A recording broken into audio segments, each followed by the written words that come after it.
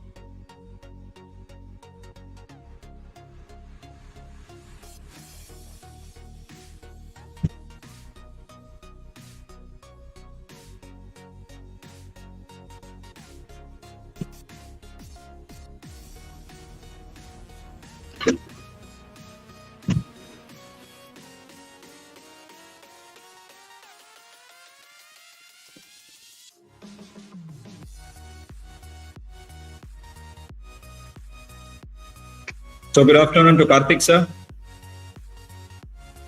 Good afternoon, sir. Yes. So dear participants, I think we will start in a minute's time. And if you have any questions, feel free to put those questions in the chat box. Madam Kusuma is the moderator for the day. She will be taking up the questions as and when Samson sir is ready for question and answers. And at the end of the session, obviously, we will have a Q&A as well to go along. Okay? Yes. So I think Karthik sir, Kusuma madam can go ahead. Yeah. Yes. Kusuma ma'am, over to you, Kusuma ma'am.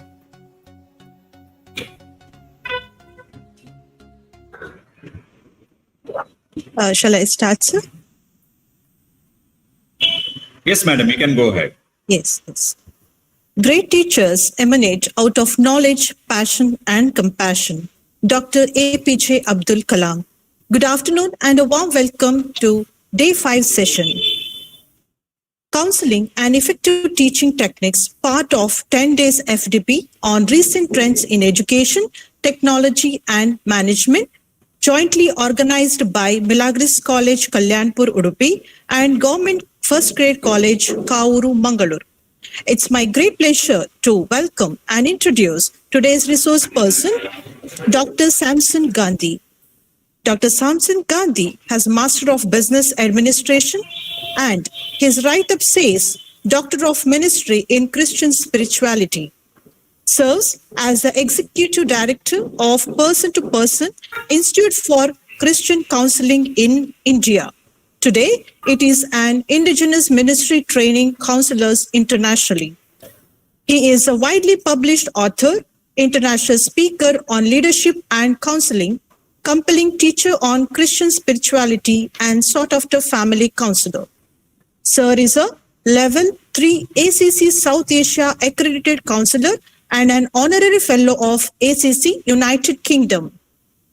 With this brief introduction, I, on behalf of the organizers and all the participants, I heartily welcome Dr. Samson Gandhi. Welcome you, sir.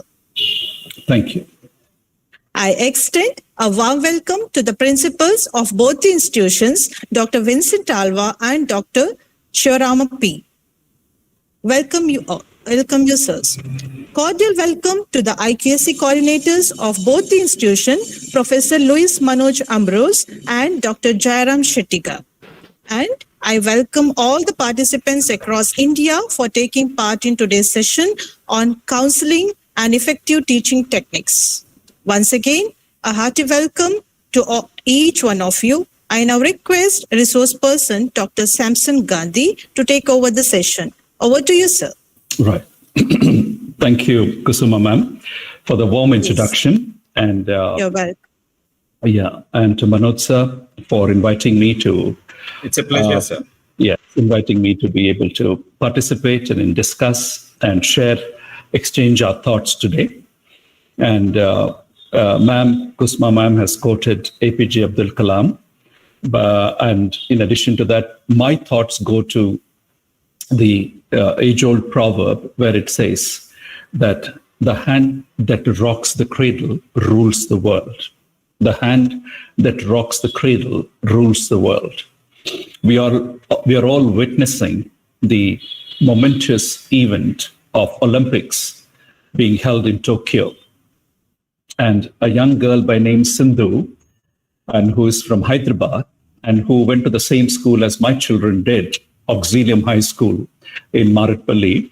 And she has brought laurels to our country, winning a bronze medal in shuttle badminton. And, as soon as the results came out, the newspaper or the news journalists have literally, overwhelmed the parents of Sindhu. And everybody wanted to have a word with them as to how they managed to do it. And what does it mean that their daughter has won a second medal in that many years, in that many Olympics? What does it mean to them? So they were really sharing their joy of seeing their daughter win an Olympic medal again, this time around for the country. So yes, when we have a passion, as everybody endorses Sindhu's campaign for a medal in her sporting event, they have mentioned passion. And I say this, and I say that I will quote the words of Jesus, or what is written in the Bible. It says, "You are neither hot nor cold. I will spew you out." Speaking to a particular group of people, this is what is written, and it says, "You're neither hot nor cold. I will spew you out." In other words, you're not passionate about what you're doing, you're useless. That's what that particular passage says in the scriptures. Today, we celebrate Sindhu because passionately she played, passionately she practiced, passionately she delivered. I guess Sindhu today is holding a mirror to each one of us and is saying, are you passionate about teaching? And this is what I want to add further to you, to the word passion. And that is, only those people who are passionate can develop a compassion. Only those people who are passionate about what they do can develop compassion for others. In other words, if you are passionate about your teaching, then you will offer your teaching with compassion. Because no matter how much passion that you have, unless you have a heart to bless people, to impact people, you would just be going through motions, and even excellent motions, and then deliver, but then it will be a story of operation successful, but the patient is dead. Now that, I'm sure we must, caution us and saying, yes, we bring passion, but do we also bring compassion for the students? So, like you guys, I am not a trained teacher. I am passionate in my teaching, but I'm not a trained teacher who has probably gone through education or have a PhD and teach for years in the institutes. The closest that I come to teaching is that my mom was a teacher, my wife was a teacher, and my mother-in-law was a teacher. So I'm surrounded by teachers. That's the closest that I have come. So today, I do not stand before you or sit before you, appear in this virtual platform, claiming any credentials about sharing any insights in terms of teaching, but I do stand before you as to how you could become a compassionate teacher. And because the world is in need of compassion, especially talk about Corona pandemic. How many people have been affected by it? There is none, I believe, after the second wave who have not been directly or indirectly affected by it. Our own daughter, she was affected by COVID, and we went through some of those tense moments and struggle as she was recovering. And what about our students? What has been their story? How many students have lost their loved ones? How many students have gone through COVID and come out on the other side? What are the after effects of the lockdown? Does education take into consideration? Does your job description include these aspects of students? Not to speak of life's challenges even before the COVID times. If there's one person after the parents who has a say in the life of the students, if there is one person who can make an impact on the lives of the students apart from parents, it is you, the teacher. I believe going beyond the curriculum, going beyond the syllabus that is given to us to be covered in an academic year, is there anything else that we need to do? I believe in your vantage position as a guru for the students,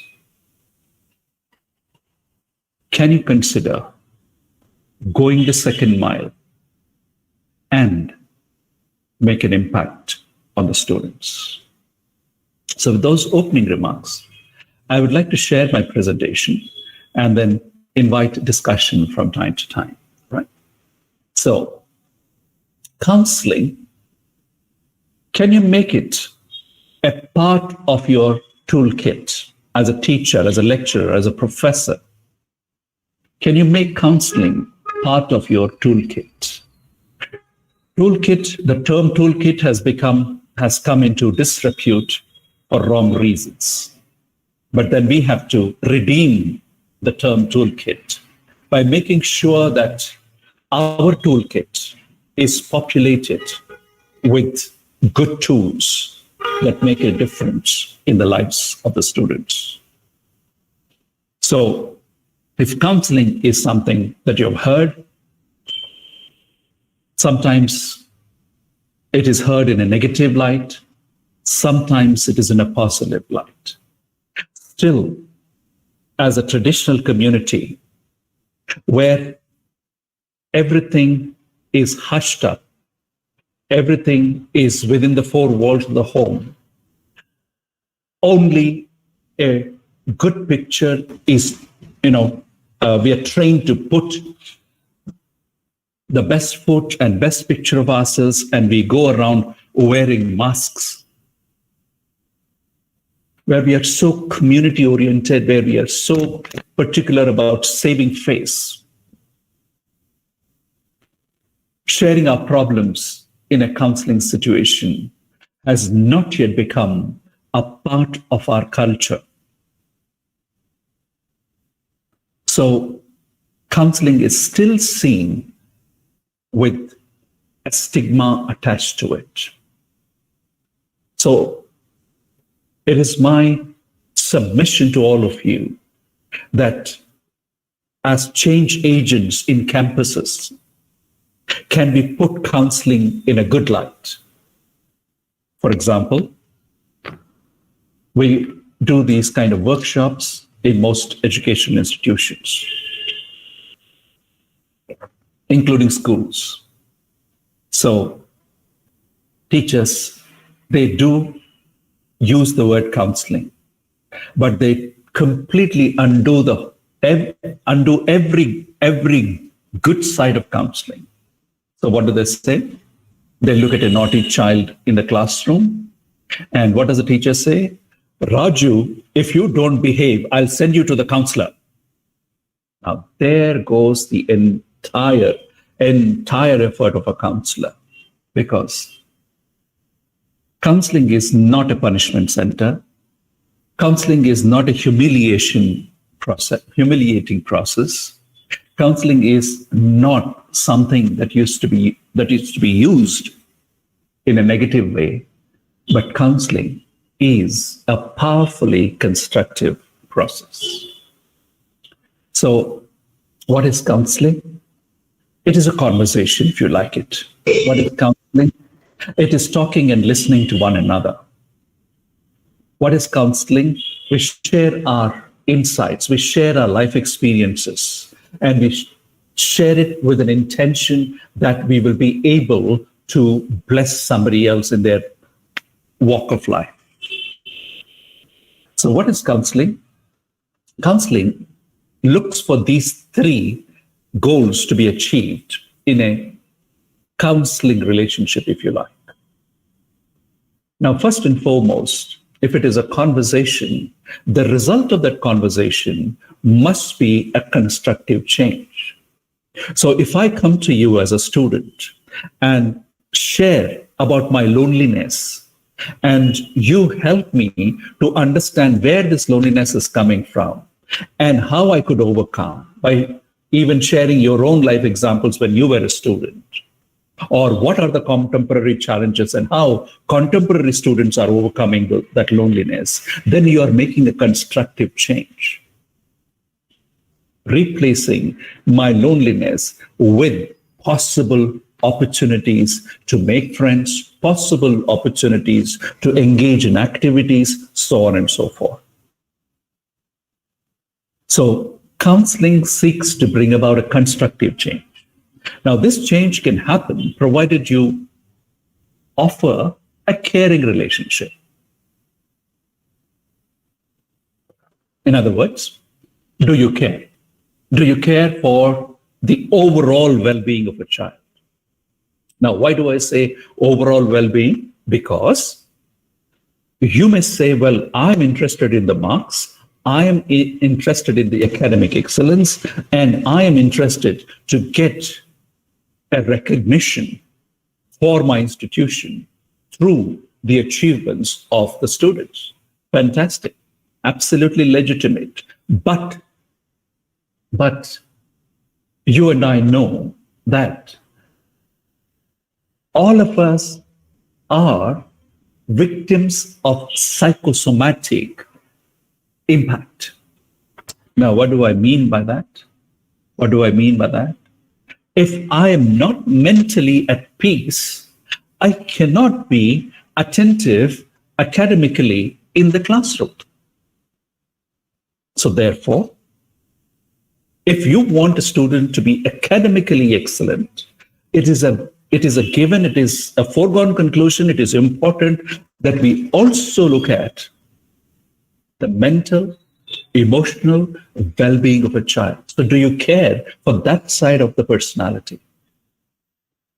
So especially those who are weak, those who are culturally not adjusted, those who probably are facing adverse circumstances in their lives, they would need your attention.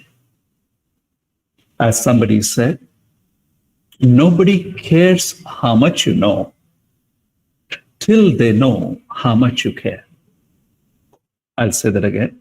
Nobody cares how much you know. You may be the best PhD possible. you may have the best teaching skills, you may have the best research credentials. Fantastic. I mean, every institution will be proud of you. But what about student? The student says, I would love to draw upon all your expertise, but I am struggling. I'm struggling deeply. I need help emotionally, psychologically. I need help.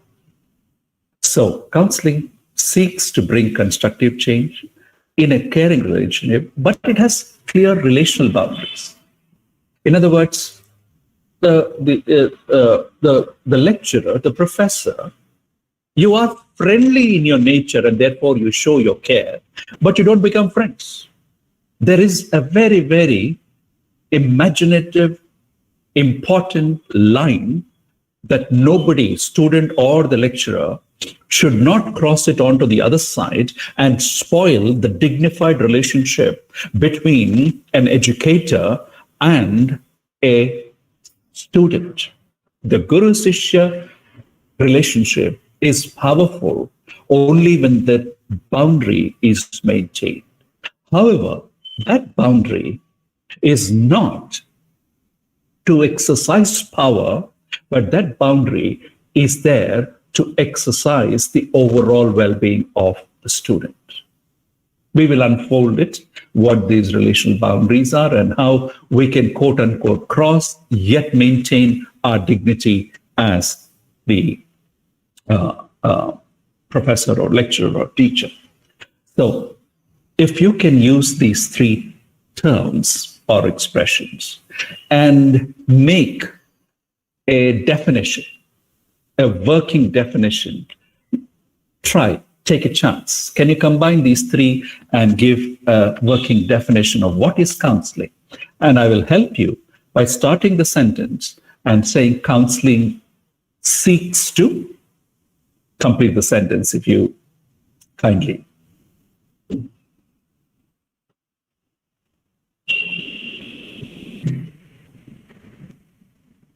Anybody who can complete the sentence?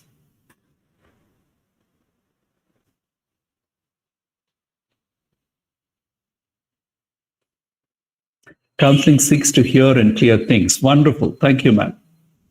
Thank you. Can you use those three phrases and attempt?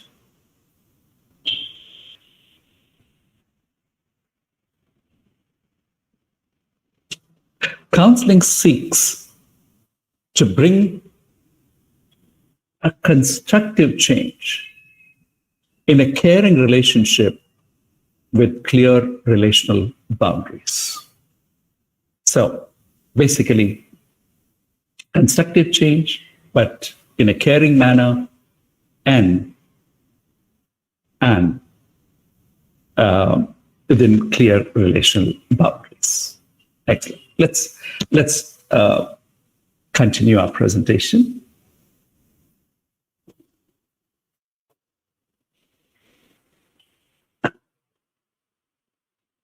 All right. Now, let us look at, we have made a case for counseling, but let us look at, more specifically, that our lives have become high-tech, high-speed, and high-stress.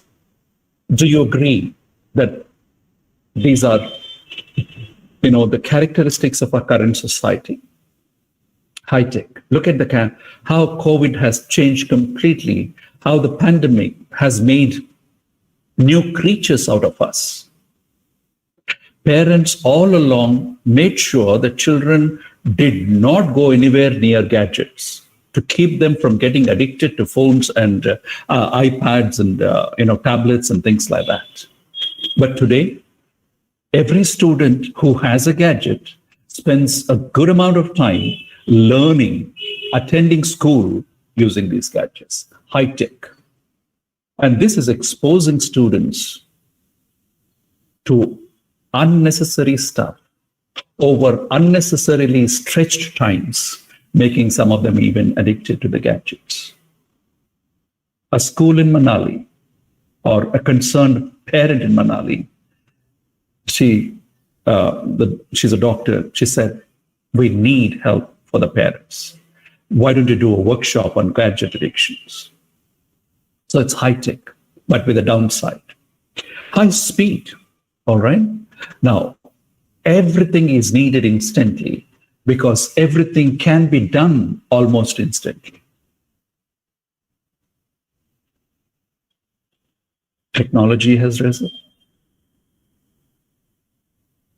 No longer are the days where you waited for a letter, registered letter, none of that stuff, couriers, none of that stuff. Everything is instant, high speed. And then all these, and added to that, the pandemic has made our lives highly stressful, and highly stressful in a complicated manner. Because we don't understand the pandemic, because we don't understand the COVID. It is a strange animal. No scientist, no politician, no statesman, no epidemiologist understood when it hit us. So we were not able to allay the fears of people, address the anxieties of the populations. Look at the simple case of the examinations and examination results. The students of Delhi have a strange problem. They have 95% and still do not know whether they will get a seat in Delhi University, because now the cutoff percentages would be very high and the competitors even higher. High stress, resulting in emotionally, physically, and all that, resulting in low energy, low levels of connections, and a low quality of life. How many times we have seen friends sitting together around coffee in a fancy restaurant, but everybody is in their gadgets. And lest we point fingers at the youth, how many times we have seen even in our own homes, husband and wife in their own gadgets. The only consolation is they're in the same room. Now, that is a poor quality of life. The low-level connections, our communication is reduced to short, ungrammatically composed messages, horribly going wrong. And since they are not satisfying interactions, it results in low energy. We would have consumed amazing amount of data, and at the end of it, instead of feeling very happy and relaxed, we feel actually stressed out and we plop on the bed. How many marriages are suffering due to lack of even sex because they come to bed absolutely exhausted? So counseling is important because this is what our scenario is in our current times. People develop personal problems because of these. People develop personal problems. There is no, what is this?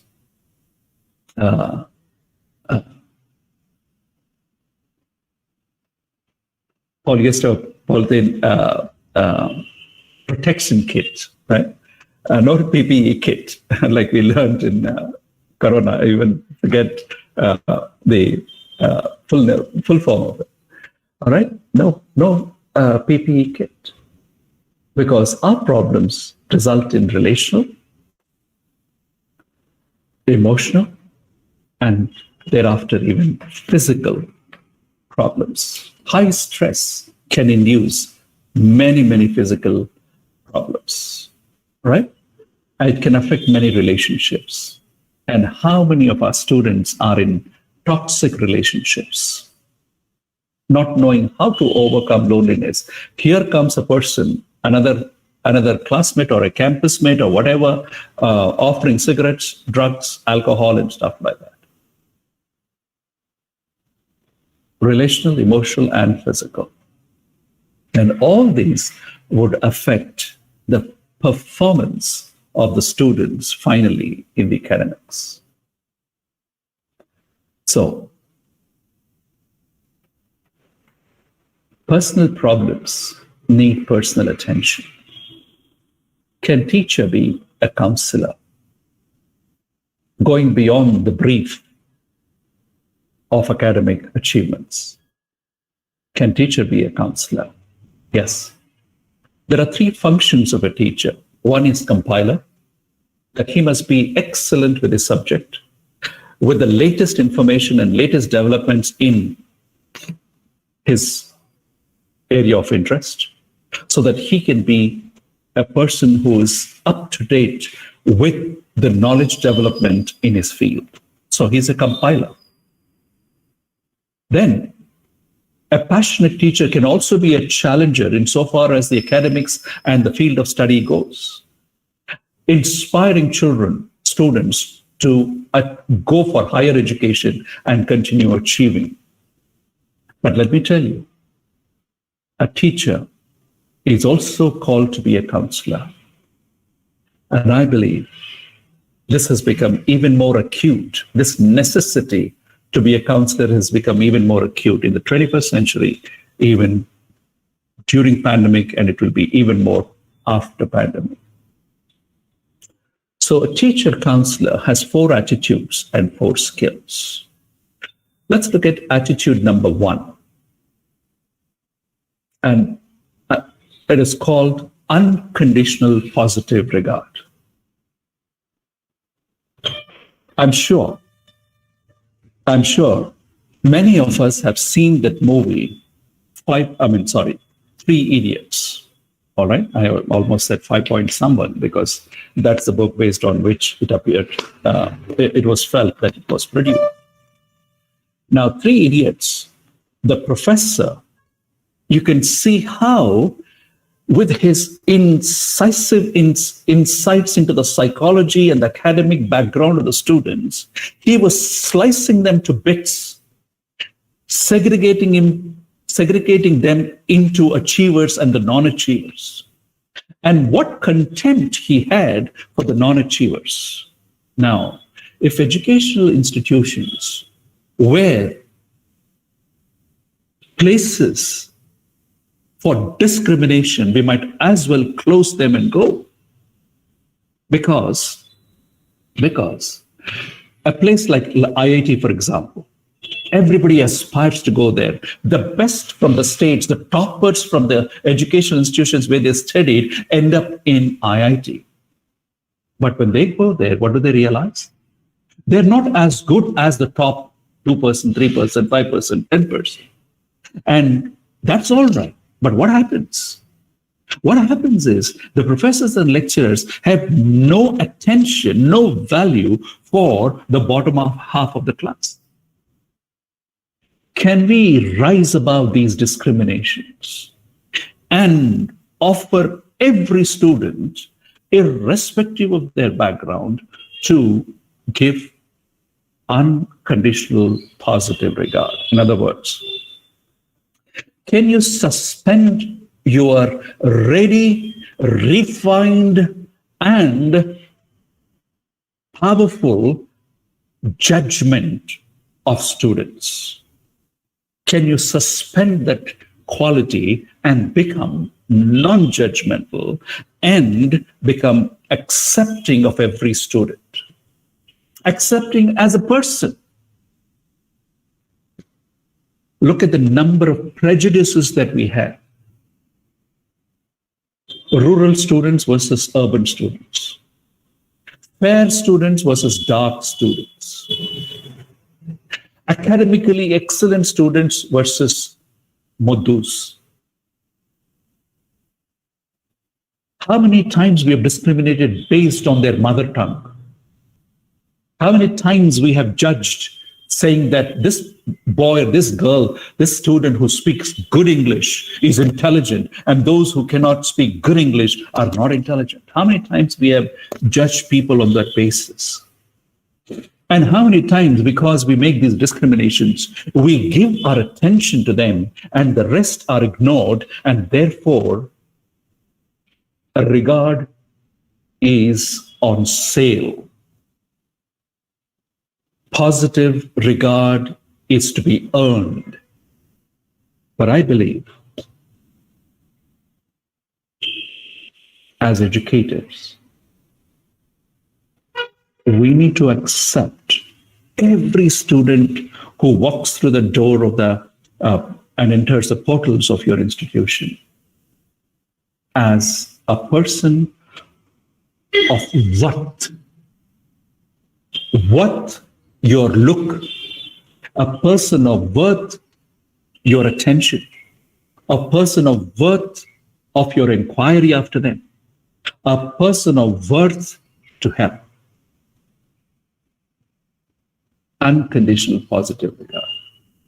Do we have this attitude, or do we suffer with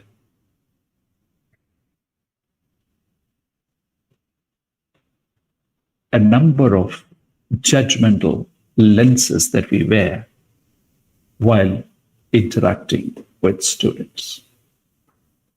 The first and foremost quality of teacher being a counselor is to be non-judgmental and accepting. And Carl Rogers is the one who coined this phrase, unconditional positive regard. Number two, a counselor attitude number two is respect. We all have known that students must respect teachers. That's a given, that's expected, and that's demanded even, that is prescribed. Now, I won't go into that. But my challenge to us is, should teachers respect students? We all have pay lip service to this statement where it says, give respect, take respect. All right? Now, turn it around. Give respect and receive inquiry. When you respect students, they will see you in a different light and might even approach with their personal problems. So again, you respect because this person, this student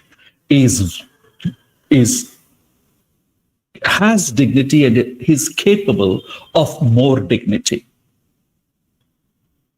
Do we see students only based on what they have achieved? Or do we see students based on what their potential is and what they could be? Big difference. Many of the corporate colleges, you know what they do? They take the top cream of all schools and try to send them to IITs and all engineering colleges.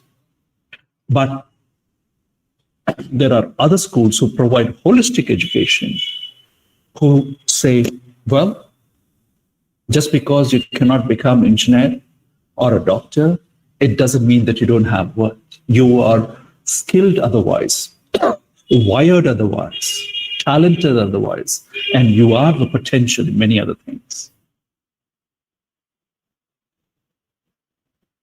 So how do we accord dignity? Because we see potential. We see a different student in every student who walks in, not becoming of a good student. I know many times you say colleges, and we don't have time for that. But in India, then there is so much of emphasis on academics. If we don't redeem our students by love, by respect, by according them dignity, then we will lose them to depravity. And they will be great intellectually, they will be great academically, but they will fail morally because they have not been treated with dignity. Let me give you an example. It is said that an engineer may steal, sorry, I'll start it the other way around. A cop will turn out something like that. But then character is shaped not by academics, but the way you impact a student through your care and what they themselves have seen, that they're capable of good, they're capable of achievement, and they're capable of contribution to others. So, attitude number 2 is respect, unconditional, positive regard and respect. Number 3. Samson, sir? Yes. Sir, if you are sharing your screen, then the slides aren't moving, sir. Which slide are you stuck? Still, we are in the first one. What is counseling? Oh my God. No, but we are following you, not an issue, sir. Oh my God. So I don't know. 1 minute. So You can, I think, stop presentation, start presenting again, sir. It should be working. I did that earlier also. Let me see this. Yeah.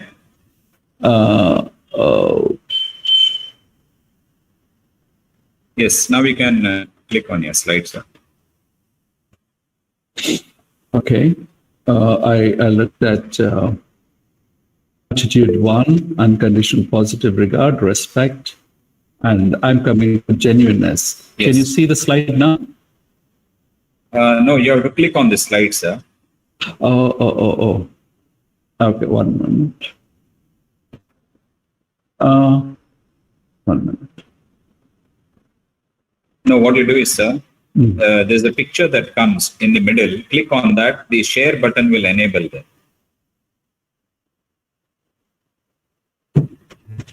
One minute.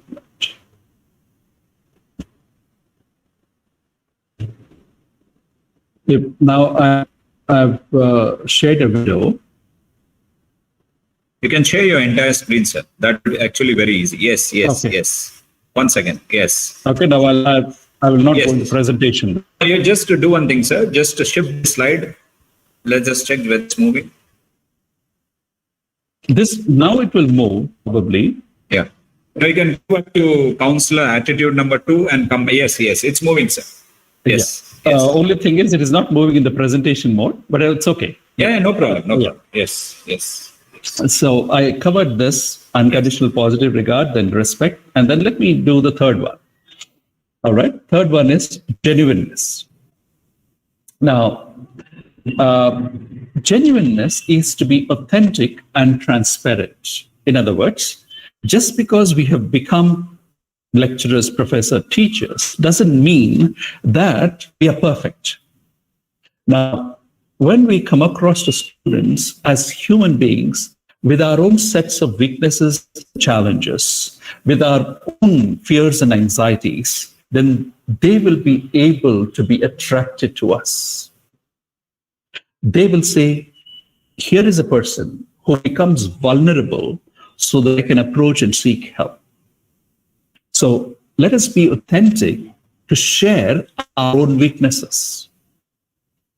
Quite often I share this example with my teachers, and that is when I used to sit with our children when they were small around the dining table doing their homework. I used to do my own Bible studies, and I used to attend every Saturday a Bible study, and then I had some homework to do to attend those classes, and I used to do those homework. And one day, my daughter, the youngest one, she said, Papa, what are you doing? I said, Beta, I'm doing my homework, because she knew that I would go for this class every Saturday. And she said, Papa, you also have homework? I said, yes. And she looked at me quizzically for a moment, and then she asked me, do you have tests? And I said, yes, we have tests. And I was prepared for the next question, because there was a mischievous smile on her, and said, Papa, you show me your report card when you get it. And I said, yeah, beta, okay, I'll show. I actually showed and said, "Oh, you got these marks, good. How many did that uncle get? How many did that auntie get who attended the same class?" You see, now they are comparing my marks with our marks. But that apart, children not only want us to be transparent, but they also want to be authentic. What do I mean by authentic? Let's say we come across some very rare currency coins of an era gone by, Nizam's time, or that kind of thing. And how are the coins? They are chipped, they're smudged, they're defaced, but they have great value because they're genuine. They have great value because they're genuine. So we need to be genuine, even if we are chipped, even if our edges are rough. We need to be authentic. And students respect that. So I told my children, my own 2 sons and daughter, in a context, I said, "Beta, you know what? I want to make a confession." And they said, What did you do? I said, "No, when I was in the 7th class, I copied and passed Telugu exam." Oh, shame, all that. And then I said, "You know what? I have another confession tonight." And they said, "What?" I passed 10th also by copying my Telugu marks. I was so weak. And I told them that my friend who sat in front of me his name starts with S like mine, Samson. And his name starts with Sai, S-A-I, Sai Srinivas. And I said, he's a brilliant guy who, wrote Telugu beautiful. And then he used to sit in front of me. I used to copy it. And I said, "Papa, what is this? You told us not to copy, and you copied."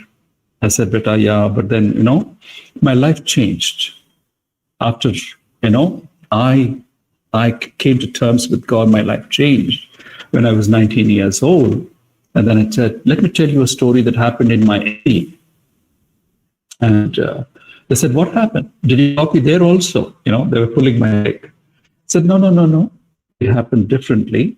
And I said, at the end of the first year examinations, one of my close friends, and his name starts with R, Rangaraju.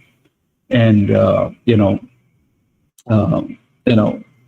the end of the first year, he came very happy to the canteen and said, "Samson, all my problems are solved." And I said, "What? What problems?" And he said, "Well, I'm coming from the examination department. I know the exact seating arrangement. You're right in front of me. I'm right behind you. And all my problems are solved." I said, "What problems?" He said, "Well, you can show your paper. I can copy from your paper, and my examinations are done." And he was not prepared for my answer, because I said, "I am not going to show my paper. It is not right to copy. It is also not right to show my paper to somebody, help somebody copy." And he was so upset. Said, "You're supposed to be my friend. You help everybody. Why can't you help me like this?" I said, "No, I will help you, but I'm sorry, not like this." And then he was upset and didn't talk to me for quite a while. And that night, I went on my knees to pray. And God spoke to me in a manner of speaking. God spoke to me. And he said, "Well, it's good not to copy. It is good to say, tell others not to copy. But as my child, I want you to do combined studies with Raju.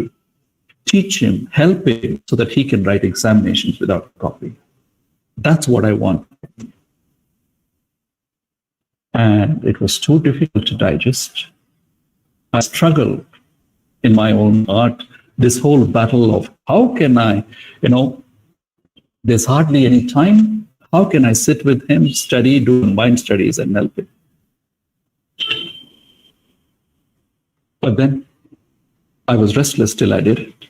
So I offered him a few days later, Raju, I'm willing to study combined studies with you and help you. And he said, who wants your help? And, he was acting. I said, that's the offer. It's up to you. And just 15 days before the examination, he comes to my room in the hostel and says, I want to do I want to do combined study. I was horrified, but then I did. So all that I prepared, I started to explain him. And all along I was thinking that I would lose marks. But it so happened, to cut a long story short, I wrote my examinations. He wrote his examinations without copy. And guess what? I ended up getting a second rank in the university. 20 years later, I came to know that to teach is to learn twice. To teach is to learn twice.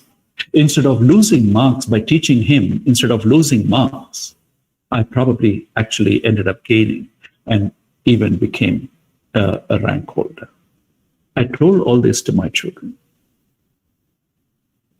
Now, the point that I'm making is being authentic is to acknowledge our shortcomings, some that we have overcome, some we are still working on, that we hope to overcome. That's when people are attracted to us. Students are also attracted to us to share their weaknesses. I don't know how many of you remember the advertisement for Kurkure. I don't know if it is available in your part of the country, but Kurkure is a snack. And the advertisement slogan for that is, "Ye teda hai magar mera hai." Ye teda hai magar mera hai. I believe every student wants to hear that. No matter what tedapan that is there, crookedness that is there, shortcomings that are there, are we able to attract them by sharing our own struggles, our own shortcomings and achievements?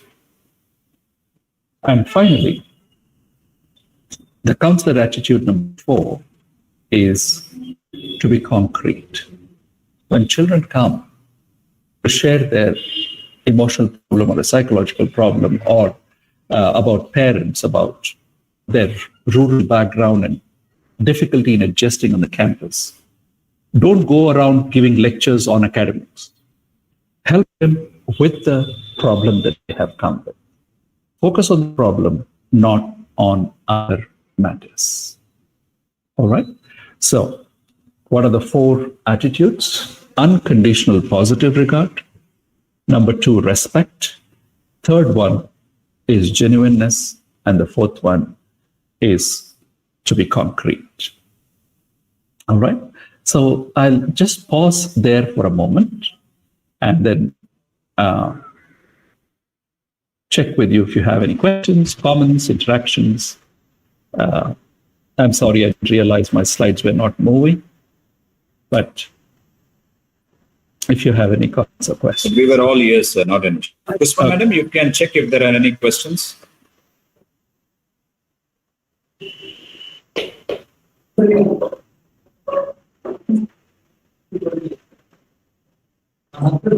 Yeah, one question that has come up in the open chat box is, what is the difference between guidance versus counseling? And which is better in learning process? Which is better in learning process? Nasir sir, the difference between guidance and counseling is this. In counseling, a problem is presupposed. That is, I have a problem with my emotions. I have a problem with my classmates. I have a relationship problem. I have a mental, emotional problem. There is some problem that I need help with, and therefore we go for counseling.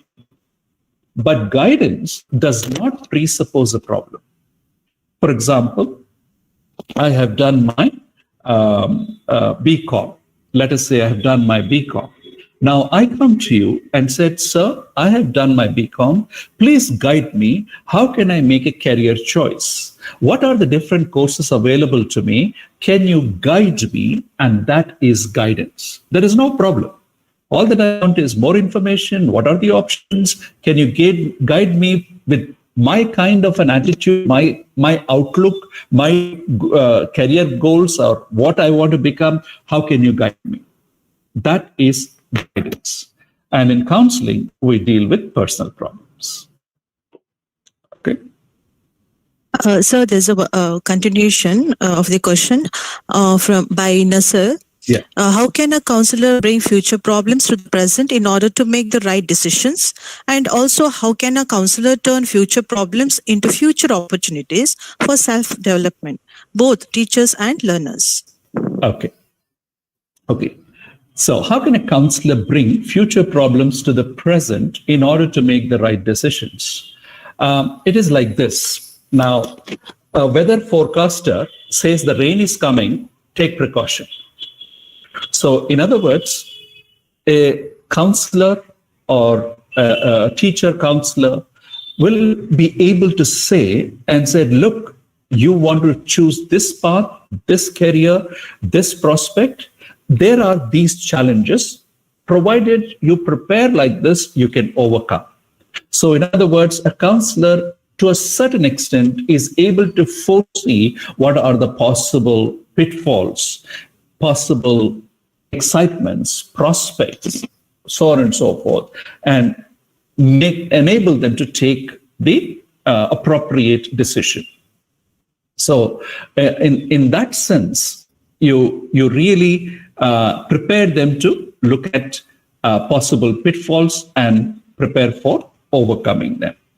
The second part is, and also, how can a counselor turn future problems into future opportunities for self-development, both teachers and learners? Now it's like this.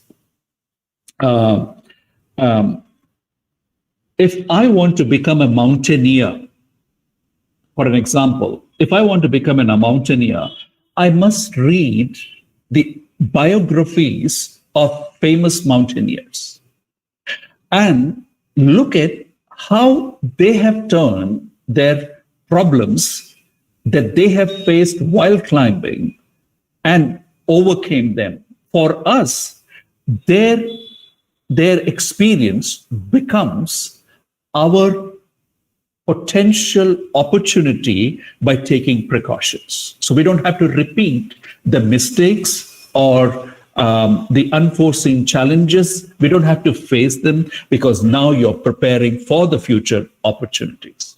So future problems and opportunities can be overcome and realized respectively if we can read biographies of people in a similar pursuit. Similarly, let's say a young couple who are about to get married, they are looking at the excitement of getting married. Now, can they go to a mature couple and say, please tell us, how can we prepare? This is our background. How can we overcome future problems, or how can we prevent future problems? And how can we make sure that our married life is good? So experience makes all the difference if you're talking about future. Talk to mentors, talk to people who have gone the road, who have seen life, so that you can be better prepared. Okay.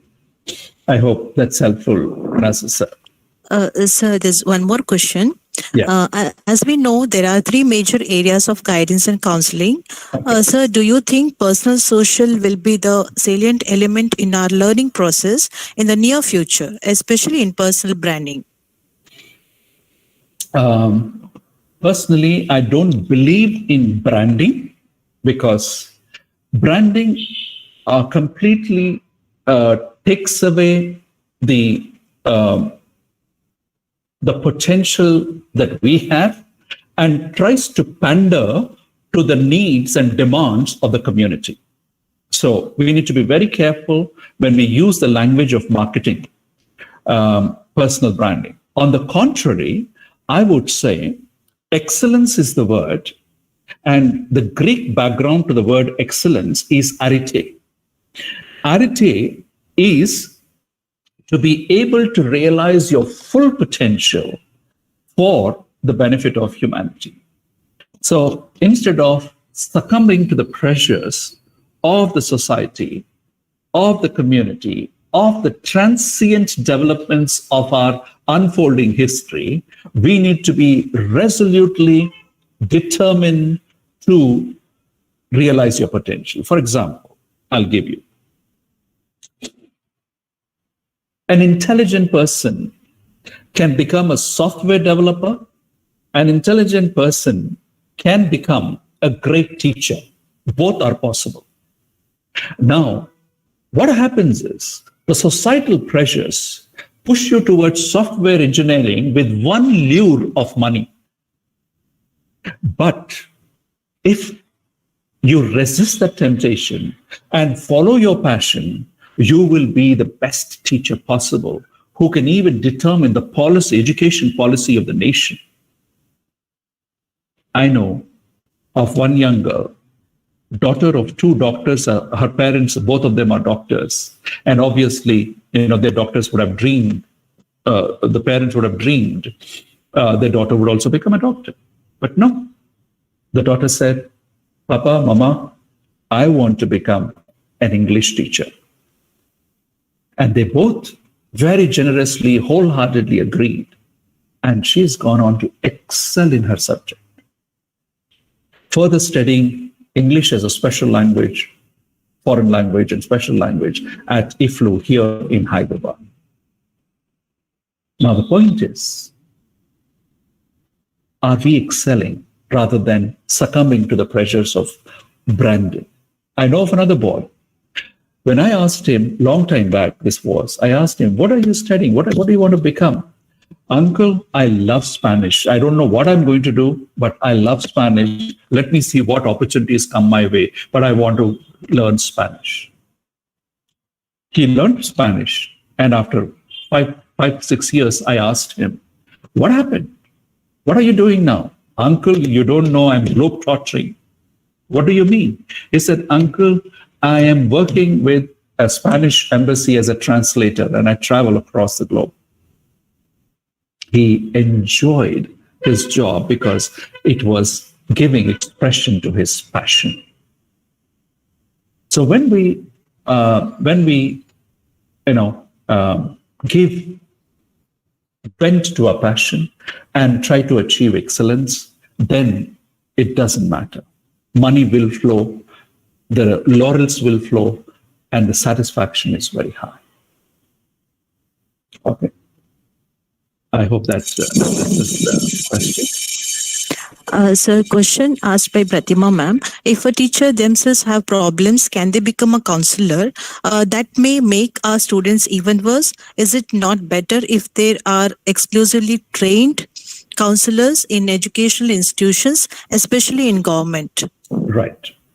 Now, I believe every one of us, if we have a caring heart, a listening ear, an attentive eye, I believe we are counselors. Why? Because a caring heart, an attentive eye, and a listening ear lets people know that they are valued, they are respected, they're not discriminated, they're not judged. And what does listening do? Listening enables a person to ventilate. And when you ventilate, what happens? Ask anybody. After they have shared their problem, poured out their problem, you may not have given great advice, you may not be a trained counselor, but what will they say? I feel so light now. Terrific. Thank you.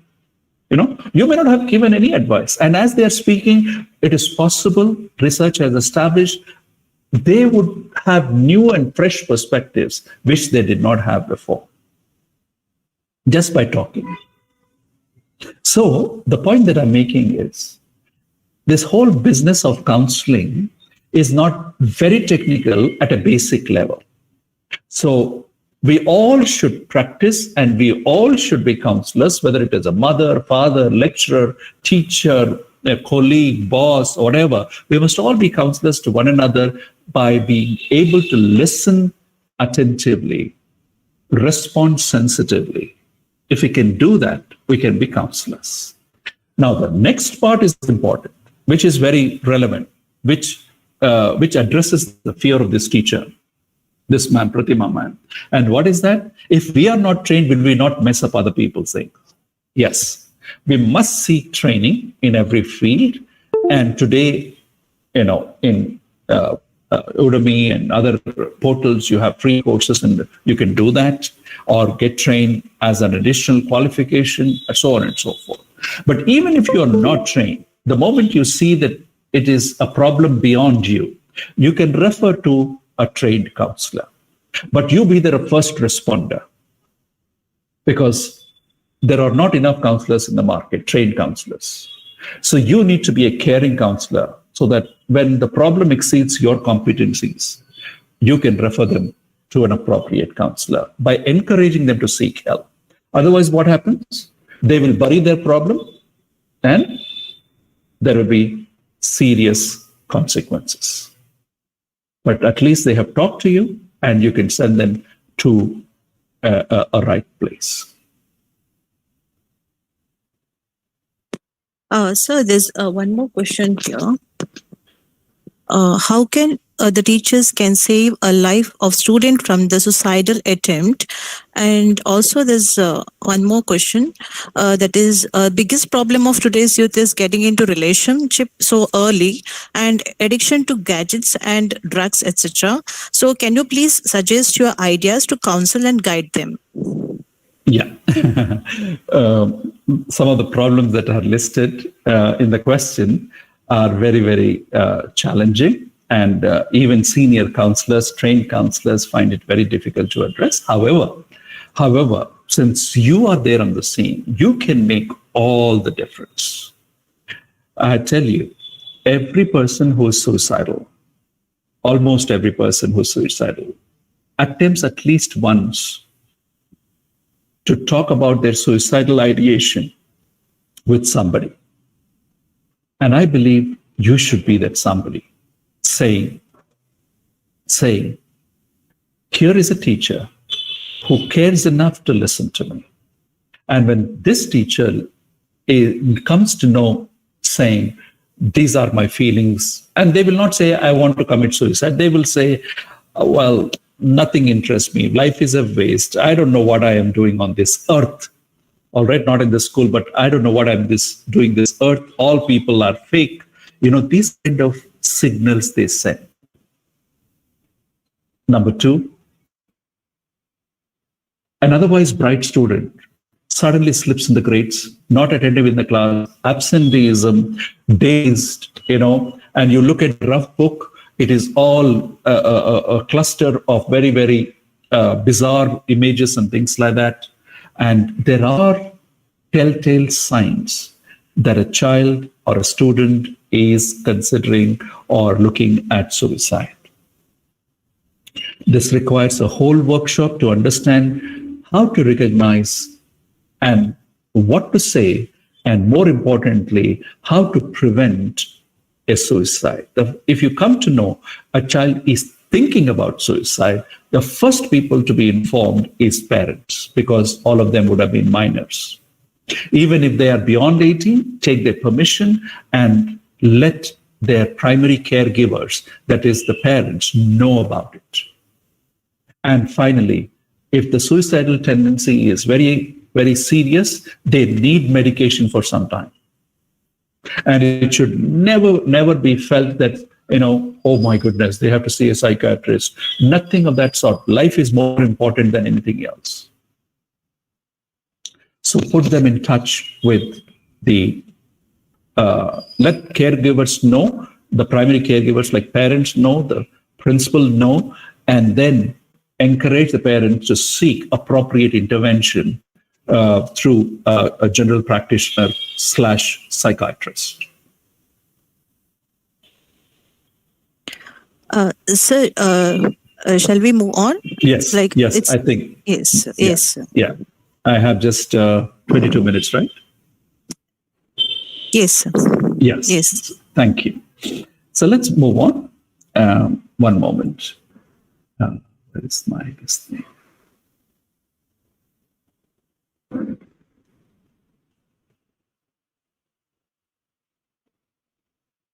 All right. Can you see the slide, please? Are you able Yes, to sir. see this? Yeah. Yes, Okay. sir. Yes, sir. Right. Now let us look at quickly 4 counselor skills. We looked at 4 attitudes. Now let's look at 4 counselor skills. Number 1 is relating and attending. Now I believe that our society has become very informational and very functional. Rather, we need to be more relational and then formational. What is the difference? Informational and functional, like I said earlier, may achieve academic excellence, but may not achieve a societal excellence, personal satisfaction. So we must encourage good, sound friendships, sound family relationships, so that we all are satisfied with good relationship. Since most families are stressed, more students are affected, perhaps a teacher can lend that relationship of a caring teacher, listening teacher, attending teacher. So relate and attend. Now, how do I relate to students and how do I attend to them? All right. Let's say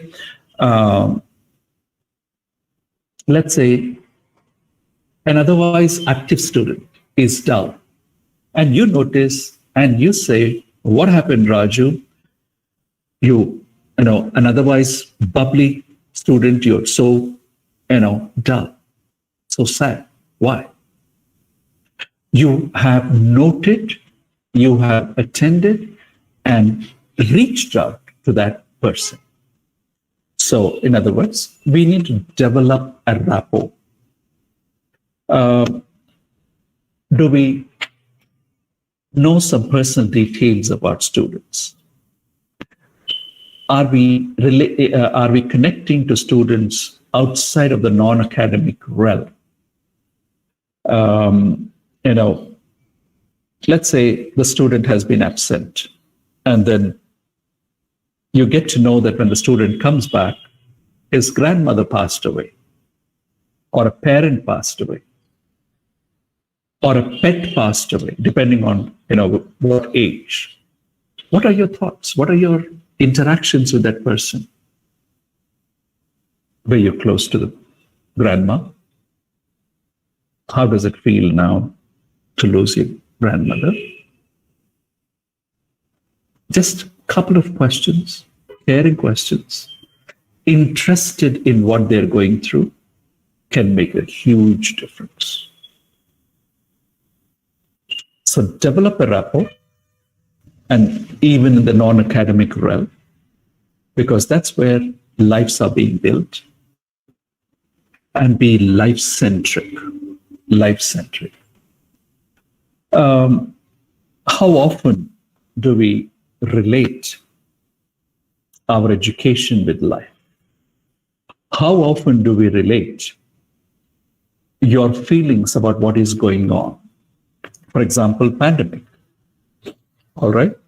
How often did we have a growth group meeting? What is a growth group meeting? Okay, we are not going to have a class today. We will just share our challenging experiences during this COVID times. Life-centered. That can build a good relationship when you attend to them.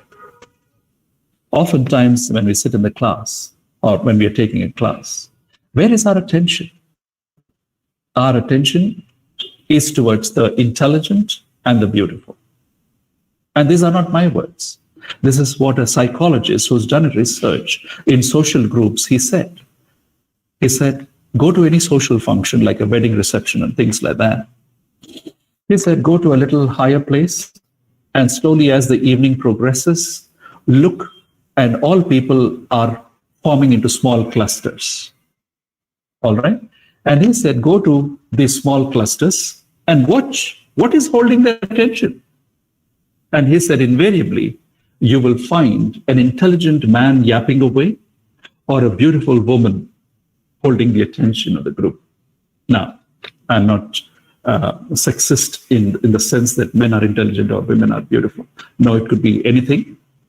But basically, he's just reflecting a societal norm where we seem to be putting on a pedestal these things. And we carry that ethos into our classroom. If that is so, then I'm not attentive equally to everybody. And my attention, not only it should go beyond an eye contact and try to meet their needs in the best way possible. If I could, I will. If not, refer to the appropriate person. All right. So let me go to the next one. Counseling skill number 2, listening. Nothing could be overemphasized. Listening can never be overemphasized. That means this is the heart of counseling. Listening is the heart of counseling. Early in my practice, I realized I must learn to listen. It is not something that comes naturally to us. No school teaches how to listen. Most schools teach how to speak. So we are not trained to listen. So I wanted to practice this skill, with my wife, long time back. And I started listening to her silently, even putting my little finger on my mouth to remind me that I should not speak, but listen carefully. So 2 things happened. One, she said, I know you're being trained as a counselor and all that, and you're training to be a good listener, but also speak to me. Right? She said, speak to me. So yes, as much as listening is important, responding is also important. Listening is completed when we respond appropriately. So what do? We listen to verbal, which is only 7% according to the picture. We listen to the verbal, observe the non-verbal. 55% of the time, our communication is non-verbal. Listen to the verbal, 7%, observe the non-verbal, 55%, and understand the emotions that are being conveyed through the body language and the vocals, 36%. That means 91% of our communication is through our non-verbals. Only 7% is verbal. And what is the purpose of listening? Understand the emotions and make an appropriate caring response. Well, I know the examinations must be coming close. It has been tough preparing for examinations. You may have done your best. Still, I can see traces of anxiety in you. What is bothering you is a statement that I can make after good listening to a student who is feeling anxious before exams.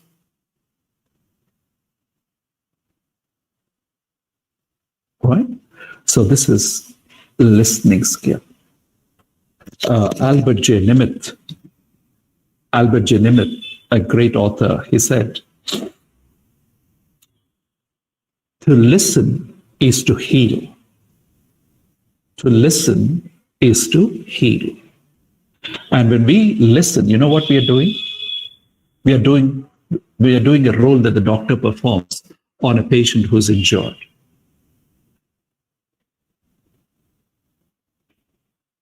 What does a doctor do to a patient who comes with an infected wound? He first removes all the pus, the toxin, and then he applies the ointment. So, in other words, a good doctor knows the tonic will not have any effect if the toxin is not removed. So also, a good counselor would know through listening, he or she can encourage a counselee or a student or anybody to ventilate and pour out, bring out all the negative emotions. After that, any suggestion made, any new perspective offered will be appealing to them. So listening, after relating, attending, then listening prepares the ground for a new insight that you want to offer. But what is our approach? Oh, even before the person has finished his or her narrative, we are ready with our advice. We are rehearsing our responses. That is not going to work. That will short circuit the whole thing. All right, let's go to the counseling skill 3, empathy. If listening is the heart of counseling, empathy is the crown jewel of the counseling skills. That is, looking at the world of a counselee by putting ourselves in their shoes, feeling the pain they are feeling the anxiety that they're experiencing, feeling the guilt and shame that is being inflicted upon them. Unless we feel their pain, we cannot empathize. Look at the picture. From the left, it appears as 6, and from the right, it appears as 9. Now, which is correct? They can argue till the cows come home. They will still hold on to their position. If they hold on to the position, they'll continue to argue and say, it is 6 from this side and 9 from this side. But suppose the person on the right goes to the other side, leaves his position and goes to the other side. Then they say, oh, I can see from this side it appears like a 6. You're right. And then he can invite and say, why don't you come to my side? I can show you it is 9. So if you don't leave your side and go to the side of the counselee will never leave his or her side and go to the other side and look at life from your perspective as a teacher. A helpful perspective that you can offer to a student. So let me give you an illustration that actually happened. There was this girl, who was about 18 or 19 years old. She was very upset with her mother. And she rushed into our counseling center. And of course, she knew me, otherwise also. She rushed into our counseling center and said, Uncle, I feel like killing my mother. So very spontaneously, I said, of course, I'd love to help you kill your mother, but please tell me why. And she just broke down laughing because she understood that I didn't mean to actually help her to kill her mother, but I was just trying to get her attention, get her to my side. And in order to listen to what I had to say later on, I had to first go onto her side. And how did I leave my moral high horse? Can anybody think of killing their mother? No.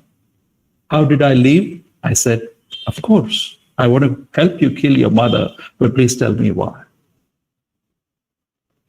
And she laughed and said, Uncle, I don't want to do anything like that, but I'm so fed up with what is going on.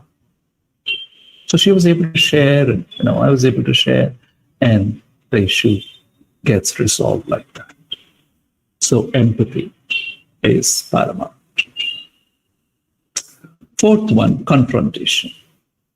That means after you empathize, then you will place the truth before the other person. And always state the truth in an acceptable manner. Most of the time, actually, most of the counselors know what is right, what should be done. But they just need that encouragement, that acceptance. To somebody to understand their emotions. So state the truth in an acceptable manner, and then they will get the alternative frame of reference. So how do we do this? I want you to consider a sandwich. What is a sandwich made of? 2 slices of bread, and in the middle, you have spicy chutney. Let's take that sandwich, okay, where there is a spicy chutney. Now, what do these 2 slices of bread represent, and what is that spicy chutney represent? These 2 slices of bread represent affirmation and encouragement. And the chutney represents the bitter truth that the child or student must follow. Hard work, discipline, speak the truth, no copying, stuff like that. All right. So, what is the first slice on the top? Affirmation. Look at every good thing about the student. First, talk about those good things. Then talk about the correction that the student has to make, the wrong relationship that the student must get out of, the wrong habit the student must get out of. Whatever is the correction that needs to be done, that is the spicy chutney. Then again, back it up with encouragement and said, you can do that. I know it, so on and so forth. And I will equip you with these skills, with these, in this manner, and you can do it. Encouragement. So when you do that, there's a good chance that people will change, because here is a teacher who is not just putting me in bad light, but looking at the bright side of who I am, bright side of who I am, making no bones about where I am wrong, but then also willing to encourage me and walk with me till I overcome that. That is being very caring enough to confront the ugly truth, but in a caring manner. All right? So that is confrontation. Finally, in summary, a teacher is called to be a counselor. Students have personal problems that hinder their growth and progress. Accept them with their shortcomings, listen to their problems, empathize with their pain, confront them with an alternative way. Some will change. Every individual is worth your time. The quotation says, if you listen to people with interest, they will invest their capital with you. A typical Banya quotation. Businessman. If you listen to people with interest, they will invest their capital with you, their life with you. Thank you. God bless. Right? Thank you very much, Samson, sir. Yep. Sir, you can stop presenting, sir. Yeah. So, Kusma madam, I think you can go along with questions, and questions can continue. 5:30, we will rejoin for the second session. So, Yes. yes, Madam Kusma, you can go ahead. Go ahead. Samson sir will definitely help you answering all the questions. Sure. Yes. Yeah, one question Pratima ma'am has asked is, which I did not address. Yeah. If the teacher themselves have problems, can they become a counselor? Like I addressed the second half. Yes, all of us have problems. Nobody is without problems. So Just because a medical doctor is a doctor does not mean they don't have diseases. They also must seek help of another doctor when they have a problem. So just like that. So let me give you this quotation. If you have a headache, you will probably take a paracetamol or an aspirin. What do you take if you have a heartache, emotional heartache? You need a good friend, a good confidant, A good listener. a good listener. Call them a counselor if you like. But if you don't want to call them a counselor, don't call. Go to a listener. But you need to share, you need to overcome, you need to seek help. Sansan sir, let me tell you, in Mangalore, one of the college, St. Aloysius College, they have started a center called Listening Center. Wonderful, wonderful. I'm so happy to hear And that. it's doing exceedingly well.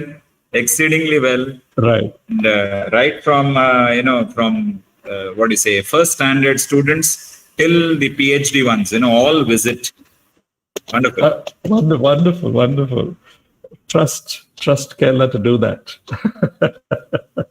Innovators. Sir, one question from Dr. Vijaya Lakshmi.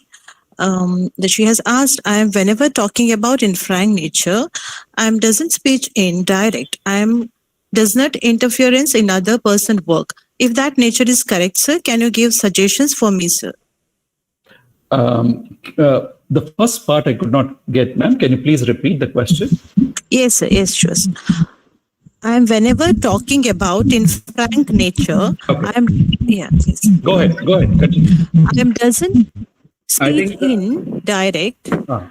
I am doesn't interference in other person's work. I think she is not interested in interfering other person's work. Whether she's asking whether that nature is fine. Okay. Right. Thank you. Yes. I think, the question is also here. Vijayalakshmi ma'am, thank you for so frankly asking this question. And perhaps it also addresses the doubts of many others who may have this kind of an approach. Our innate nature, that means our natural characteristic, is to interact. There are 3 stages that the children, as they grow up, they must go through. And one is, when children are small, they're utterly dependent on parents. So there is a dependent stage. Then all parents want to see their children become independent. That is, able to do stuff on their own for themselves. But the real good parents and the real mature children are ones who not only become independent, but they will become interdependent. What do I mean by interdependent? There is always that when I need help, I will ask you for help. When you need help, you can always come to me. Let's help one another, support one another, collaborate with one another, and achieve great things. So the core nature of humanity is to be interdependent. I cannot isolate myself. I must not isolate myself. I should not isolate myself. Why? Because it may give you momentary peace, but in the long run, it makes us into isolated islands, cut off from people, cut off from enjoyment, cut off from experience the best side of health. We don't have to give any advice, unnecessary, unwanted advice. But first and foremost, even if we want to help and give advice, we must first build a relationship, build a rapport, take interest in people, build a rapport, and then when they ask and when we feel the freedom to suggest, we can make those suggestions. So non-interference, in one sense it is correct, but in close relationships, there's nothing like non-interference. We are interdependent, collaborative, and achieve great things. Sir, there's one more question from Bhuwana ma'am. How could we streamline our subliminal energy in a positive way? Okay. Now, how could we streamline our subliminal energy in a positive way? Freud, that great, the father of modern psychology, Freud, he basically talks about, in layman's terms, he talks about the unconscious, subconscious, and the conscious. Now, we are all talking to one another in the conscious. All right. Now, below that is subconscious and unconscious. When we learn swimming, we first learn consciously. That is, the coach will say, splash like this, kick like this. So we apply our mind carefully, concentrate, and do that. After learning, it goes into subconscious. Slowly, moments become part of us. And after practicing a lot, swimming becomes an unconscious activity. All right? Now, the subliminal energy is the unconscious part. That is unconscious. Okay, sometimes it can come into subconscious also. The subliminal energy, first and foremost, you must recognize what you store in the subconscious becomes subliminal energy. Suppose you store peace. Suppose you store reconciliation. Suppose you store hard work. Suppose you store patience. All that. Then what comes out in a fraction of a second unconsciously is what you have stored. So in other words, it is not so much channelizing, but proactively filling your subconscious and unconscious with the best of things. So let me give you one scripture portion where Paul writes this, and it says, finally, friends, think about these things. And what is that? Finally, friends, think about what is true, what is lovely, what is noble, what is praiseworthy. Think about these things. So what happens is what we consciously think comes out unconsciously, subliminally. Okay? So that would be, there are animal instincts within us, but then when we express this in the conscious and replace them with the human instincts, even divine instincts, we will channelize the good energy into our lives and others' lives. Right? I hope that is helpful. Good evening, sir. Good evening. Hello. Good evening. Am I audible, sir? Yes. Thank you very much for your wonderful presentation, sir. Yeah. One thing, as far as my experience is concerned, most of the students are confined to the books. They have only bookish knowledge. They're not connected with the society. That's the main problem in the present current scenario in the society. And compared with our generation and our generation. Yeah. In such cases, you see, what we inculcate and what we try to motivate and what kind of counseling we do, most of the students are not supposed to listen to us. Yeah. Simply, we expect one answer.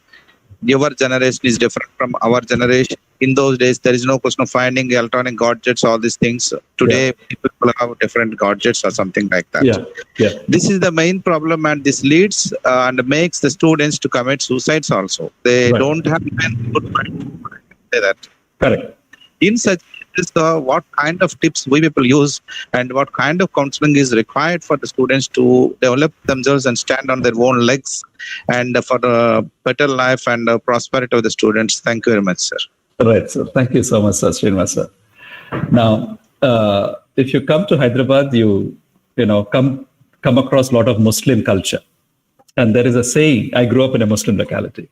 There is a saying among my Muslim friends, there is a saying, and the saying goes like this: Jidhar good, udhar makhi.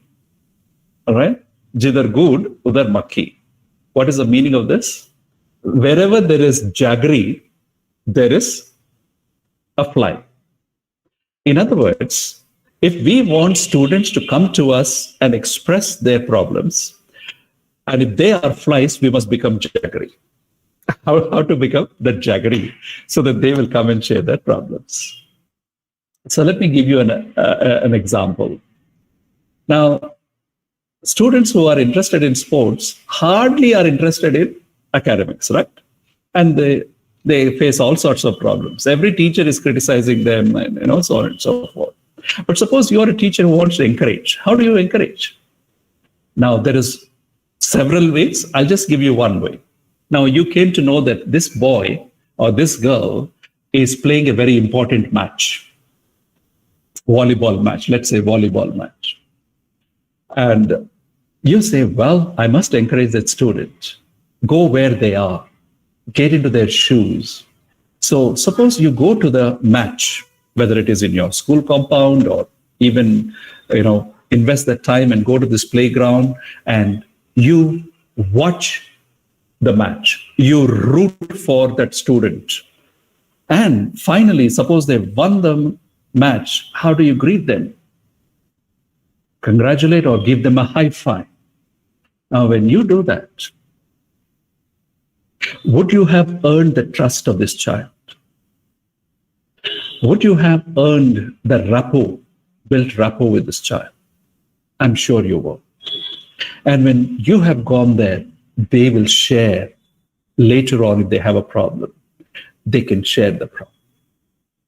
So in other words, there is no substitute for innovative, creative ways of building that generation gap. Let me give you another example, actual thing that happened. When this mother found out, suddenly her two daughters, teenage daughters, became totally uncommunicative. And when did this happen? When our computers were 386 and 486 and things like that. And slowly the messaging started to happen. Orkut and all that, those kind of Facebook. I don't know if it was there at that time. Orkut. So children were totally glued to their friends and they were messaging back and forth on their crude computers. This mother was totally illiterate as far as computers were concerned. So what did she do? She said, looks like if I have to communicate with my children, I have to communicate with Orkut, Facebook, or whatever. So she went and did a course with Microsoft. They were offering some free courses. And then she got onto Orkut and started to communicate with her children. And she said, no, I will not give up my children. And I will do whatever necessary. So are we saying that just because children are technology oriented, we should not? We must become technology oriented. And quote unquote, beat them at their own game so that we earn their respect. And that respect will give us that basis to speak into their lives. Otherwise, yes, as you rightly said, we cannot counsel them, they will not come to us. So we go back to the same thing. Relate, build a rapport, go where they are, empathize with them, and then we will have an opportunity to talk to them. Sir, can I add one thing, sir? Yes, If you permit me. absolutely. And the world system and present system or a new education policy, whatever it may be. But one thing I can add to your point, we people simply leave them to their simply options and we encourage them in that particular field. That is the only way to see them in a good position. If you take just you have mentioned sports, if you take cultural activities or painting or something like that. Yeah. Instead of saying something, you must become a doctor, you must become an engineer. This is the old concept that is to be removed from the minds of the parents, especially because we simply apply our tastes on our children. We don't want to confine them to do that, sir. That's the only thing what I can say. Thank you very much for your clarification. Thank you, sir. Thank you, sir. You're welcome.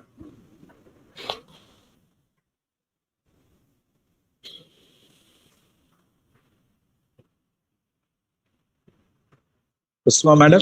Yes, sir. I think there are no questions, sir. Okay, ma'am. Yes. As we have come to the end of today's first session, I thank resource person of today's first session, Dr. Samson Gandhi, Executive Director of Person to Person, with Suma, beautiful. Yes, Suma, you hold on, please, for a yes, sir. while. Yes, sir. Yes, sir. Sorry for Dr. Samson. Yes. I'm Vincent Alva. Yes, sir. I have been listening to you like a very ardent student. Kind of you, Not, sir.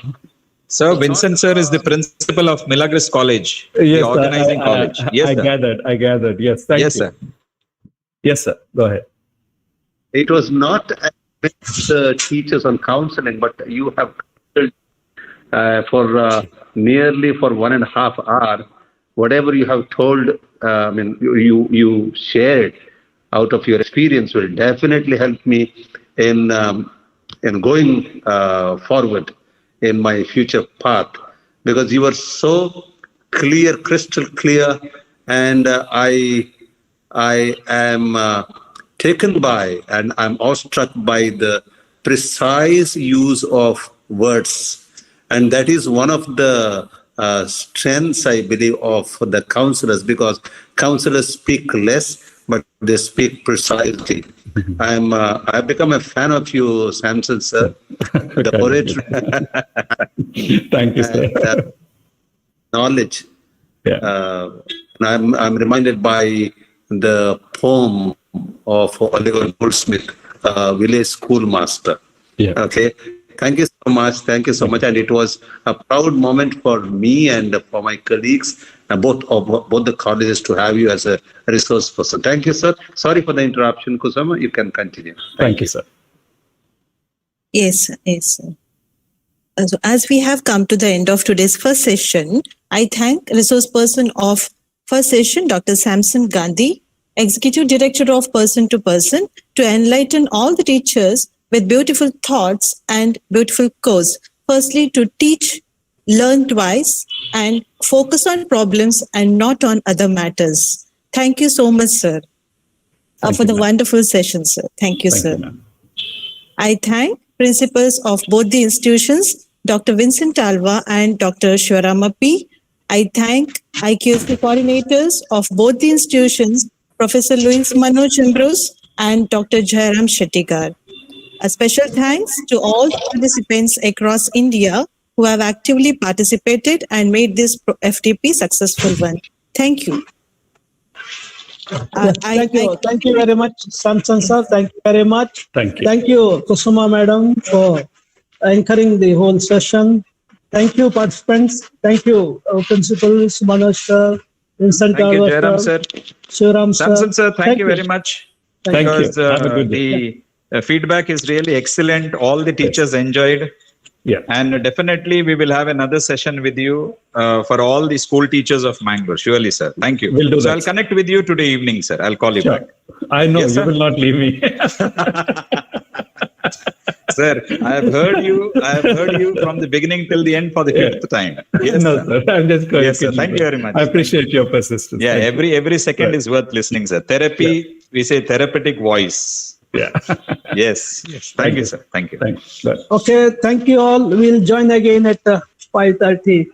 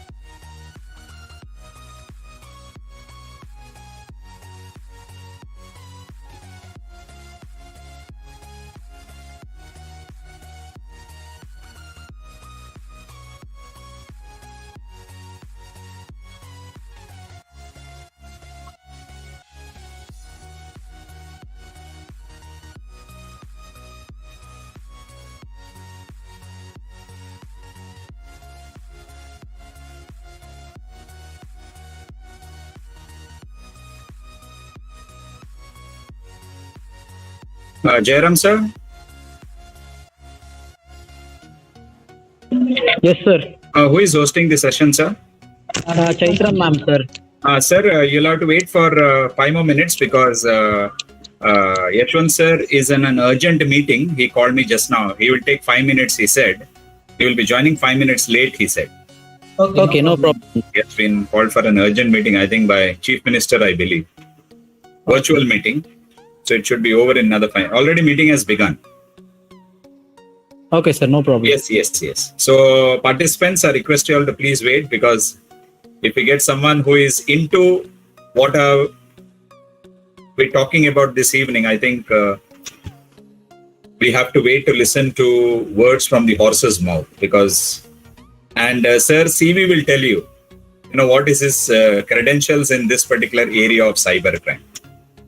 So let's wait for Sir to join and soon after that we will start. So I request the participants both on Google Meet as well as YouTube link to please show patience and please wait. Sir will be joining us. You can keep your audio and video off. The sir has joined. Yashwant sir.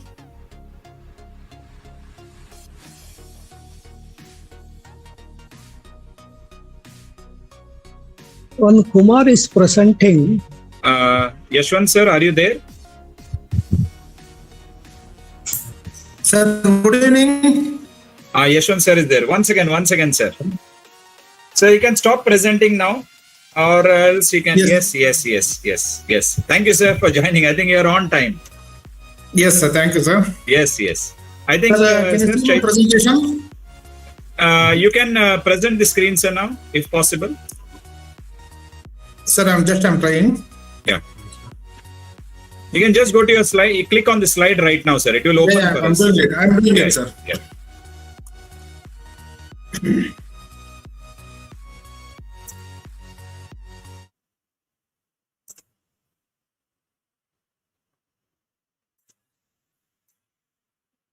Jairam sir, Chaitra madam is ready.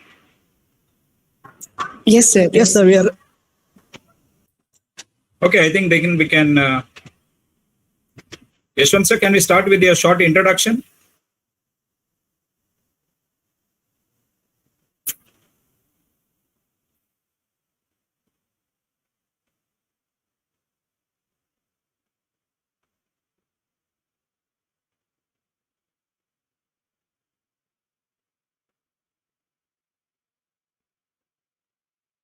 Okay, I think Chaitra madam, I think you can introduce Shall I her to start, the sir? participant. Yeah, Yes, madam, go ahead. So, Yashwant sir, shall we begin? Yes. Sir, please, sir. Just I'm sharing my presentation. Yeah, okay. Chaitra madam, go ahead. Okay, sir. Good evening, everyone. I take this opportunity to welcome you all to the second session of Day 5, FDP on Recent Trends in Education, Technology and Management, jointly organized by Milagres College, Kallianpur and Government First Grade College, Kavoor, Mangalore. Topic for the second session is cybercrime. The resource person for the second session is Mr. Yashwant Kumar, DYSP, Cybercrime Wing, CID, Bangalore City. He has Masters in Technology. Sir has excelled in crime investigation, crime detection from 2008 to 2010. Innovative techniques in policing in 2009. Returning stolen property to victims in 2009 and 2010. Sir has detected more than 60 robbery cases in 2012. Arrested more than 75 foreigners involved in drug peddling in Bangalore City within a span of 6 months in 2017. Sir has achieved more than 250 rewards and more than 100 commendation letters. Special achievement as Chief Minister's Gold Medal in 2010 and also in 2017. Sir serves as a Deputy Superintendent Office Police in India's first cybercrime police station, CCD CID Bengaluru. I, on behalf of the organizers and participants, A hearty welcome to Mr. Yashwant Kumar. I extend my warm welcome to the principals of both the institutions, Dr. Vincent Alva and Dr. Shivarama P. Cordial welcome to the IQAC coordinators of both the institution, Professor Louis Manoj Ambrose and Dr. Jairam Shettikar. And I welcome all the participants across India for taking part in today's session on cybercrime. Once again, hearty welcome to each one of you. I now request the resource person, Mr. Yashwant Kumar, to take over the session. Over to you, sir. Just before Yashwant Kumar sir speaks, just one word. Sir will be speaking in bilingual, sir. Sir will be speaking both in English and Hindi, so that, everyone connects with what sir has to say. All right, over to you, Yashwant Kumar sir. So good evening all. At the outset, I would like to thank the principals, coordinators, organizers, resource persons, and the participant of this event for inviting me for this program and giving me an opportunity to share my experience on awareness of cybercrime. As you all aware that with the introduction of new technology, we get the new benefits and at the same time, new problems. When you look at the digitalization in India, we see there is an immense growth of internet users and mobile phone users. The smartphones have literally replaced the computers and laptops. With the introduction of new digital payment channels like UPI, QR code scan payments, NFC payments, and especially in the COVID-19 situation, people are more interested in contactless payments since there is a very less chance of infection. So with this brief introduction, I am starting a cybercrime primer presentation just to aware what actually it is happening in the cyber world from the perspective of the public and from the perspective of the teachers. So what are all they should know when they started teaching, and as a parent and as a general public. So first, I'll cover these many topics as much as possible. So whatever I am showing in this particular PPT or particular slide. So as to start with, so cybercrime is not defined in any law.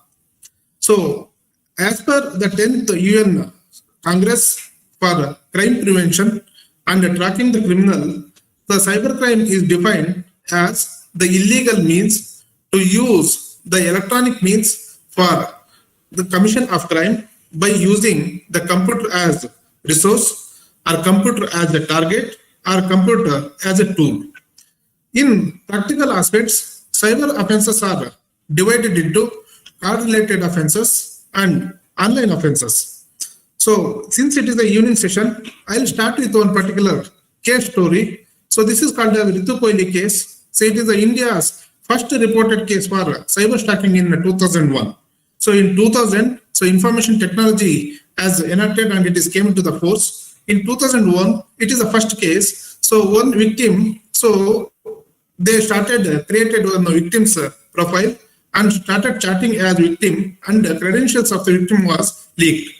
She get the threatening mails, blackmailing, and frequent calls in the odd hours. Delhi police started registering this case, and while investigating, they found out based on the internet protocol, and they arrested one particular accused person, and they charged in the regular IPC case, that is Indian Penal Code case, because there is no such the enactment or provisions are available. So in the internet case, this one, or Information Technology Act, they have registered and charge sheeted in 509 IPC. So this led to the necessary amendments in the IT Act.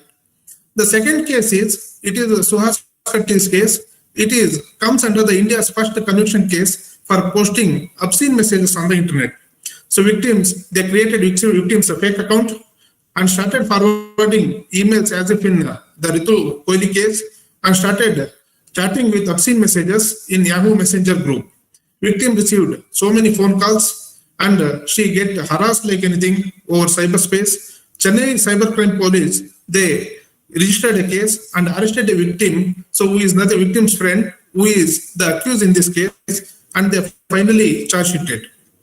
In this particular case, the defense theory is the offending mails were sent either by the victim's ex-husband, because unluckily victim was married and got divorced. So that particular theory was taken by the fellow who is already crushed with that particular lady. So he started implicating, and the second thing is, so they are telling that so herself has implicated the accused person.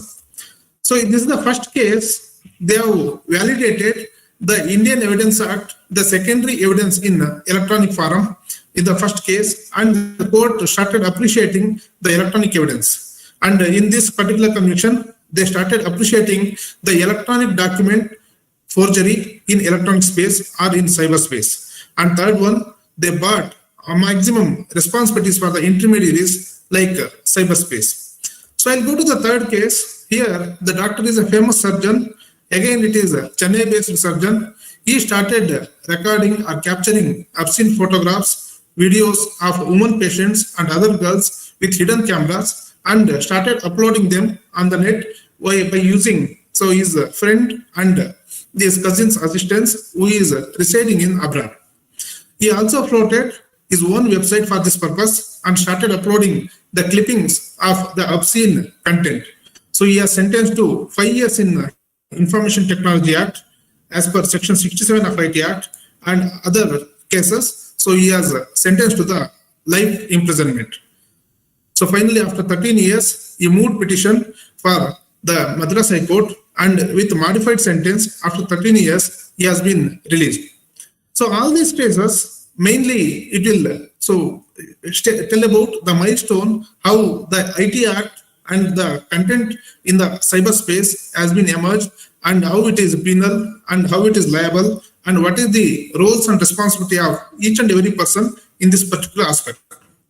So I'll start with a simple thing for your mobile, or whenever you are getting any messages in the mobile. So usually someone will send a message and started acting like a genuine person. In this particular case, this is called as phishing. You will get a message by stating, as a bank or a banker, and they will ask some credentials. Your ATM card has been blocked or it has to be renewed. Since it is the merging with other banks, so you have to call to this particular number. You can able to see this is the real case clipping, a real case screenshot. Here they have given this number, and the number came from, or this message came from one particular number. They told to contact the other number. So this is the ideal condition. And second thing is, sometimes they will send the links and it will come from the bulk messages. So, and again, they will send some links. In that link, suppose if you start clicking that particular link, the malware will download it, or sometimes you will compromise with your phone settings or some credentials or personal information, banking information. Once you start click this type of message, you can able to see in the right window. So this is a deceptive site ahead, because I have opened in the secured platform, so I can able to see this particular messages. Suppose if you are opening in your mobile, you can't able to see this one. This is the recent message on Monday, August 2nd. So someone received and they forwarded to me. So asking whether it is the genuine or false. So you can able to see this particular message. So here, some of the messages will be, grammatical mistakes, pattern will be different, font will be different, and most of the time they will give with some URL to redirect or to form from one platform to other platform. So this is one simple thing is, for the takeaway from this particular slide, if you are getting any messages, making them to feel authentic source and asking some credentials, it is nothing but they are sending SMS to phish. That is called as SMS phishing or smishing. Here, the other form in the phishing is they will send bulk messages. They are not targeting one particular person. You can able to see. So this is the bulk message SMS. So here MD-SMS HZN. What about this particular thing means? So M stands for operator, and second letter D stands for the location, and third one, so this particular 6-letter word, so it starts for the sender ID. So this can be easily made out by any person on the space just by searching on the website or searching on the Google engine, search engine, the what are the characters in this particular operator means the first letter you can able to see. So M means you can able to see it is a MTNL. And second letter D means, so it will comes from the Delhi. So Delhi MTNL message and sender ID, so will be this one. You can able to find out by sending this particular thing M and D location to that particular support email ID, and you can able to find out. So next, someone will get some messages, and the other form is they will send emails. Emails means usually you know the phishing. So whenever some worm they will insert and the fish will come and it will eat, and once it is hooked in this particular thing, and they will so take that fish outside the pond. So like that only they will send some email, and once you open that particular link, some malware will so download, or they will try to send some attachments. It will be having a malicious code or some other link. It will form or it will take you to the different website, and once you compromise your credentials like banking credentials, personal information, or any other important sensitive information, so once it is compromised, so then they started exploiting that particular data, or they will accumulate the data and they will send it to the some other person. That is called as data theft. So if you see that particular email, what we have to see in this particular email means, so we have to see from which person or who is the originator. Suppose if I see this particular email, it is came from Public Health England, and to whom it is coming, they are sending to all. That means they are targeting the whole space or the general public in general, and they will be getting or they will be sending some hyperlink. In this particular hyperlink, suppose if you keep this particular cursor, so the name will be different once you keep this other email ID, and subject you can able to see, so it is PPE kit. So Public Health England, so they are sending to all about PPE kit. That is totally irrelevant. And finally, if you see the date and time, see it is at 3 a.m. Suppose if anyone getting this particular email in India, you can able to by seeing this particular time zone, so it is coming from abroad. So this is one thing. And second one is phishing. So it is nothing but it is a silly name with a serious threat. They will impersonate themselves as the banker, and they started calling. While calling, you can able to see if you are having any true caller, so it is showing 39 spam reports, but it is coming as lone spammer because 39 people they started reporting it is a lone spammer. But that particular mobile number, it is showing the bank because they are stored or they are keeping that particular mobile number as a bank in some other mobile or some other contact list. So if you getting any messages, you should know that, so it is a spam call. That means 39 people, they are compromised in one or other way. That's why, so we are not supposed to entertain or answer or respond to this type of calls. But usually we will not see that. So what they will give, what are the reasons they will quote means, they will say that I am from your bank, or I am from your card division, I am from the toll-free number, or I am from the customer care, or I am from some related to the banks. They will say that, so your card is being blocked or your card validity is expired. So card you have to renewal, and we have to activate your card. I have to update your reward points. You have got some reward points. So if I update, then it will convert it into currency. You'll get money. Or recently, because of Digital India, I have to connect so your Aadhaar card or PAN card to my bank, or my bank has been merged. For example, if I take the SBM bank, so SBM bank is merged to SBI. So they will say that I'm calling from SBI. So your bank, earlier bank was SBM. I have to update all the information in my bank system. For that purpose, I need all the details. So like that they will say, or sometimes they will say that, so you have got the free insurance cover. Or sometimes they will say, I have to update your KYC. Or I need some clarification about your card. Sometimes whenever you are doing the email or the e-commerce business, so you have booked some articles, so then you have rejected that particular article because you are not happy with that, the performance. So by seeing that only, so once you reject that particular article or object, then you have to get refund. So they will get this type of database and they will call, I am from the Flipkart or I am from Amazon. So you have booked one saree, but you have to get refund for that purpose. So I have to send all the information or all the amounts to your bank account. For that purpose, I need your bank account. Some of the customers, they are alert and they will ask in turn, so Baba, मैं आपको book किया हूँ, मेरा account number आपके ही पास है, जैसा बोल दिया तो वो बोलेगा नहीं madam, I am from back and, I am from customer care, I am from refund division. So for that purpose, I have to send it. I don't have that particular details. So for that purpose only, I have to enter. Once I enter, so your money will get refunded. So like this, they will take all the information. Then, so these are the reasons they will tell to gather the information. What are the information they will ask means, these are the information they will ask. First and foremost, they will say that they will talk so nicely and they are so polite, and they'll impersonate themselves as authentic source of entity. That means it may be a bank, or it may be IT division, or it may be e-commerce, or it may be a website based. So like that, they will impersonate and they'll say that, sir, you hold your card in the front end and you tell me the 16-digit number. So you can able to see the 16-digit number on the front end. Then they will ask what is the validity. So from which date to which date. And third one, they will say that, sir, you return the card and you can tell me this particular number. So there will be a number, 3-digit or 4-digit. So just you can tell me that number. They never say it is CVV. So once you come here, they never say it is a card number. They will say that 16-digit number.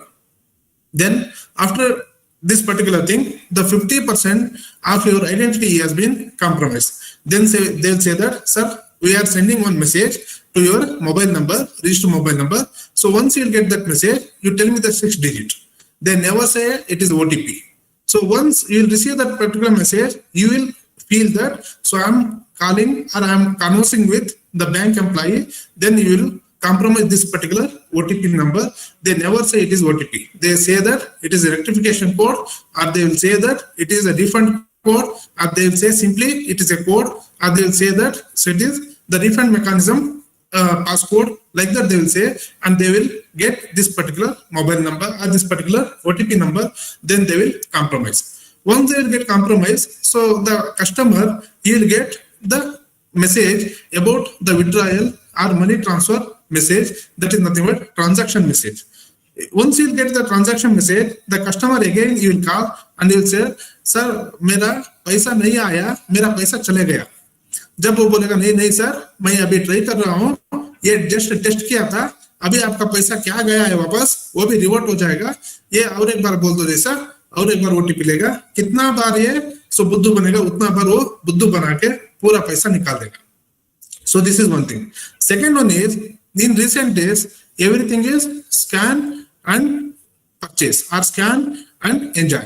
So they will came to the payment mechanism in such a way that they are using QR code. QR code, you know that already we know barcode. Usually we are using in library and any article for purchase. So in QR code, it is a 2-dimensional code. Here, the maximum data will be used for the transaction purpose or data for any other purpose. We are using for the payment system.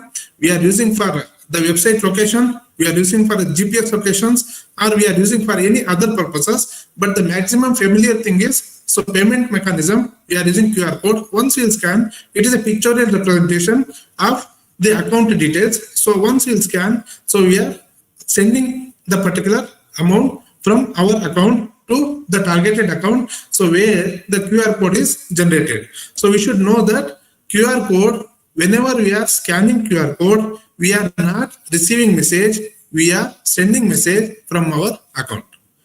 But usually, if you see this particular slide, so I have taken from one case, okay, QR code send karo, scan karke payment aata hai. So you can able to see is Hindi, even is Hindi is not tota pota Hindi hai. So ye acha Hindi bhi nahi hai, grammatical bhi nahi hai. You can able to find out by seeing this particular Hindi, it is somewhere near one particular part. I don't want to name it, the particular state or any other thing. So, but once you'll see this particular message, you can able to find out he is uneducated.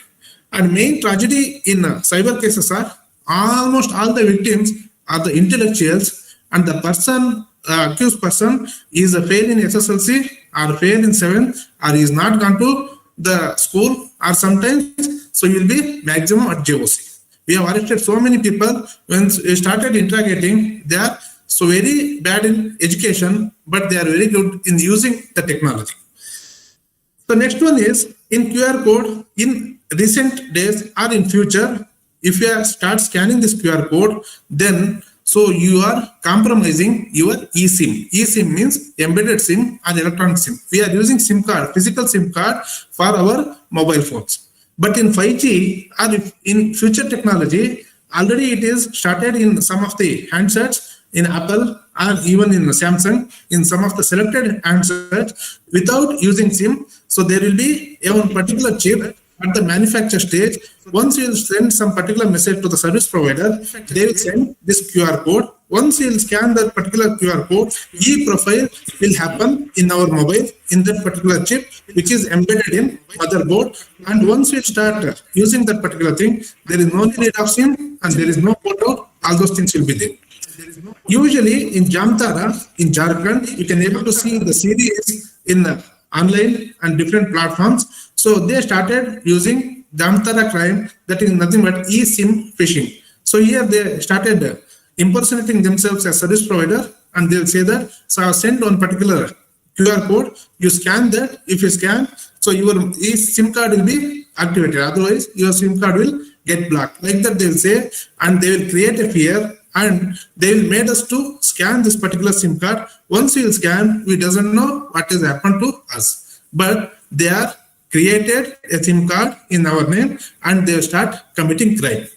Once case was registered, the first thing is the investigating officer or law enforcement agency, they will find out so in which mobile or so in which whose name this particular SIM card was created or e-profiling was done.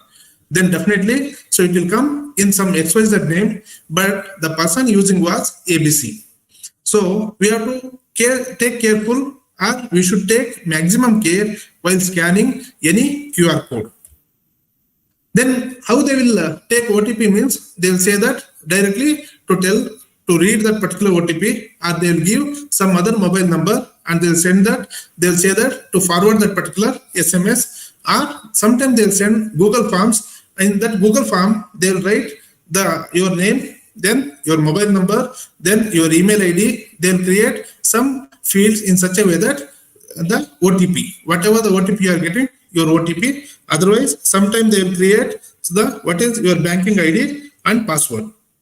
Below password field, they will write in bold letters as per new RBI guidelines. There is no such RBI guidelines or banking guidelines, but to make you to feel it is genuine, they will create it is as per new guidelines, because it doesn't know what is the guidelines. So they, with this particular Google Forms, they will capture maximum information and they will compile, then it will become a big data. That particular data they are consuming themselves, that means they are using themselves, or they will send it to, or they will give it to some other criminal for money purpose, and they will get the wrongful gain. Otherwise, what they will do, so they will take, or they will try to gather maximum information in your mobile phone. So they will say that, so sir, you go to Play Store, you can put SMS. So once you put SMS, then one particular app will be shown, that is nothing but SMS to phone or mail auto redirect. Suppose if I take one mobile phone from any of the participant, or I'll direct someone to download this, then so I'll tell some one or two email IDs, then they will update that particular email ID in that particular app. So whatever they are getting in that particular email, that means the targeted device email IDs or targeted device mobile numbers or SMS, everything I'll get by sitting in Bangalore. See here, there are so many filters are there. If it is job related SMSs, they will get only job related SMS and email IDs or emails contents. If it is family related, only that particular content will come. If it is finance related, so only it will come, and all means, so everything will come. So depending upon the criminal, you will make the victim to activate job related or family related or finance related. The other application is My SMS application. Here what they will do, so they will download this particular application and indirectly they will read OTP. In some cases, the people or victim, they will come, sir, मेरा card का number दिया, OTP नहीं दिया, CVV number दिया, मगर सो ये OTP नहीं दिया तो भी मेरा पैसा जा रहा है, पैसा जा सकता है। मैं ओटीपी नहीं दिया हूँ, क्या वो क्या समझता है, एक दो एडवर्टाइजमेंट देखता है, देख के वो सोच लेगा मैं ओटीपी नहीं दिया तो मेरा पैसा नहीं जाएगा। मगर ये मैं SMS एप्लीकेशन डाउनलोड किया तो आपका मोबाइल में क्या क्या है वो पूरा रिडायरेक्ट होके उधर जा सकता है। नहीं तो the person who is making to activate this particular my SMS is having a credentials of yours because he is compromising everything. Then you will go to my SMS website. There, whatever the messages you are getting to your mobile, so you will read indirectly and you will complete all the transactions for the banking. So I can show you one particular thing. So here, so if you are getting this particular mobile number, this one 16-digit number, and second one is validity, that means card validity, and third one is CVV number, then anybody can do the transaction outside India. That means foreign transactions, there is no need of the OTP. Once you will get OTP is nothing but only in Indian system we are using OTP. So outside India, so they can able to get only with these things, three things.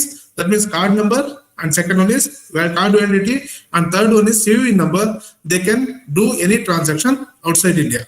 In most of the cases, even though they are not compromising with OTP, if they are compromised with CVV, then it is a gone case. The transaction will happen outside India. What is the importance of this particular CVV means? CVV means card is with you. You are the authentic person. So if you are compromising this particular CVV number, so you are compromising, your card is with other person who is having this particular CVV. Usually CVV importance will come whenever there is a email or that is e-commerce transaction. That means if you are purchasing anything by using website, then CVV number will have an importance to show that you are authentic person holding this particular card. The OTP is nothing but again, it is a two-factor authentication or second level of authentication. So you are showing that, so you are holding that particular device also. So that particular device is a registered mobile number. So you are getting that particular OTP and you are compromising for finalizing the transactions. And next one is the AnyDesk application. It is nothing but a TeamViewer application. So they will direct by wishing call or by email or by voice over internet protocol or by SMS or by any other mode. So they will direct in such a way that you download this AnyDesk application. Once you download, they will ask this particular desk number. This desk number means, suppose this is left hand or a left side window. So I am using this particular application. So the desk number for me is 613-424-530. If I compromise this desk number to the criminal, so he will enter in a remote desk column in his mobile, then he will connect. So once I will connect with my mobile number, then my mobile will be get compromised. So he can able to access my mobile by sitting anywhere or any part in the world. So what he will do, he can able to see all the messages, he can able to see my gallery, he can able to read my messages, he can able to get all the information, whatever it is stored or whatever I am processing, everything he can able to do. So once this particular AnyDesk application is downloaded, then whatever I will do, that particular screen, so whatever we are doing now, it is nothing but TeamViewer application. That means Google Team means, so whatever I am sharing, you can able to see. The same application in mobile for using any other applications also, it is nothing but AnyDesk application. Once you will get compromised with this application, then they will say that you open your internet. So this one, login ID, you put login ID, then you put password. Once you started putting that email ID and password, they will read that email ID and password, they will store it somewhere, and they will start siphoning the amount from your account to different accounts, and from there they will withdraw or they will send it to some other accounts. So the same AnyDesk application, there is one more application that is called as the quick support application. Only difference is here the compromising code or the desk code will be 9 numbers in AnyDesk. Here there will be 10 numbers. And they never say that it is a quick support application. They never say that it is a TeamViewer application, because if you are knowing technology, TeamViewer means definitely we know that we are compromising our system to a remote desk. So for that purpose, they will say in such a way that in such a polite manner, sir आप एक काम करो, आपका ये खुलो, वो क्या है, वो TeamViewer एप्लीकेशन निकालने के लिए, सो एक काम करो, आप प्ले स्टोर का चले जाओ, उधर QS डालो, क्यूएस डालेगा तो पहले वो ब्लू कलर का एक एप्लीकेशन है, उसको डाउनलोड करो, इंस्टॉल करो, ओपन करो, बाद में ये नंबर दे दो. So like that, they will take it in very polite manner. Even though you have started scolding, they never scold. If you are not getting compromise with their instructions, then they started scolding with a foul language and they will disconnect. So at a particular point of time, the victim, he will started threatening, my police को दे देता हूँ, जैसा बोल दिया तो वो बोलेगा, वो criminal बोलेगा, or the criminal who is handling this particular victim, he will tell that police को नहीं, उसको बाप को दे दो. They can't do anything. In the same way, they will take and they will irritate the victim in such a way that they are checking the moral patience and the ethical patience of a victim by telling all these things. Next one is, it is very easy application for criminals. What they will do, they will go to the search engines after the finding out the financial institutions like bank. They will be having so many applications or so many information. That means, so that is overview and reviews, photos and about that particular bank. So along with that, address will be there, navigation will be there, website contact will be there, and the phone number will be there. Here, the phone number is replaced by original number is replaced by the accused number. That means the person who is doing all these things, he will put his particular number, and then so you will just keep quiet. The person who lost 500 rupees or is having any query about his particular banking activities, directly what you will do, so we will do everything over mobile. So we will start searching suppose if I come to Mangalore the first time, what I will do, so where is the, so Mangalore airport, that just I will check. Or from airport, if I wanted to go the ideal ice cream, I will search ideal ice cream. So the direction will be shown. So any navigation or any other thing, it is one fine. But if you are going for any financial institution matters or anything related to the particular things, at that time, we are not supposed to follow any search engines. Here, the person victim, the poor victim, already he has victimized. So you will contact to this particular number. So while contacting, वो बोल देगा, madam आपका पैसा 500 कटा हुआ है, वो उसको अपन रिफंड करना. आज अच्छा के आपको फोन किया है, आपका कार्ड नंबर बोल दो. कार्ड नंबर बोल दिया मैडम, बाद में बोलेगा सो आपका कार्ड का वैलिडिटी बोलो. कार्ड का वैलिडिटी बोलने के बाद you turn your card and you say that particular 3 number is nothing but it is CVV number. Once you compromise that, madam आपका पैसा आ जाएगा, आपको एक कोड आया है, वो कोड हमको बोल दिया तो आपको पैसा आ जाएगा. So like that you will take and we started exploiting as many times as possible to siphon off the maximum amount and maximum the amount which is fixed for that daily transaction limit. So never follow the contact number or email ID which is seen in any search engines for financial purposes or economic purposes. How you can able to identify Vishal means you will create urgency. Second thing is you will make you to get panic, and third one is sometimes you will say to download the applications, some of the applications, or sometimes you will say that you scan this particular QR code. Sometimes you will tell to click the link or to share the OTP. In other terms, the rectification code or the 6 numbers. Then if you are not cooperating, then you will start abusing. We will take the second situation. I have not given my card details. मेरा card का number नहीं दिया हूं, मेरा card का expiry date नहीं दिया, CVV number नहीं दिया, बाद में मेरा कार्ड का ओटीपी क्या वो मेरा मोबाइल को आया है वो भी नहीं दिया हूं, तो भी मेरा पैसा जा रहा है. ये कैसे जा सकता है? So I am sleeping in my home very nicely. So after seeing the match, the India has won, so I'm happy. I had a very good food, but at midnight I'm getting a message at 11:56. I'm getting a messages. So many messages. I'll think that somebody is messaging because India has won. So there are congratulation messages in the group. Like that, I'll think I'll sleep. Morning, if I wake up and if I'm able to see the 40,000 is withdrawn from my SBI ATM. I am staying in Mangalore, but this ATM withdrawal you can able to see it is in New Delhi, Pithampur. That means the victim ATM card is used in New Delhi, Pithampur. How it is possible? Means this is called as skimming. Skimming means the identity was stolen. That means card identity was stolen, they created duplicate card and they started misappropriating, that means misusing that card as a genuine the card holder. This is called as skimming. How it will happen means, so it will be in two folds. One is they will use this particular skimmer in the ATM machine, and second one is they will put one plate above the other number plate. This is nothing but keylogger. And third one is they'll put the one pinhole camera, so you can able to see the pinhole camera arrangements from the back end. So they are made it ready to use by double side tape. Once they will come, they will fix somewhere nearby this particular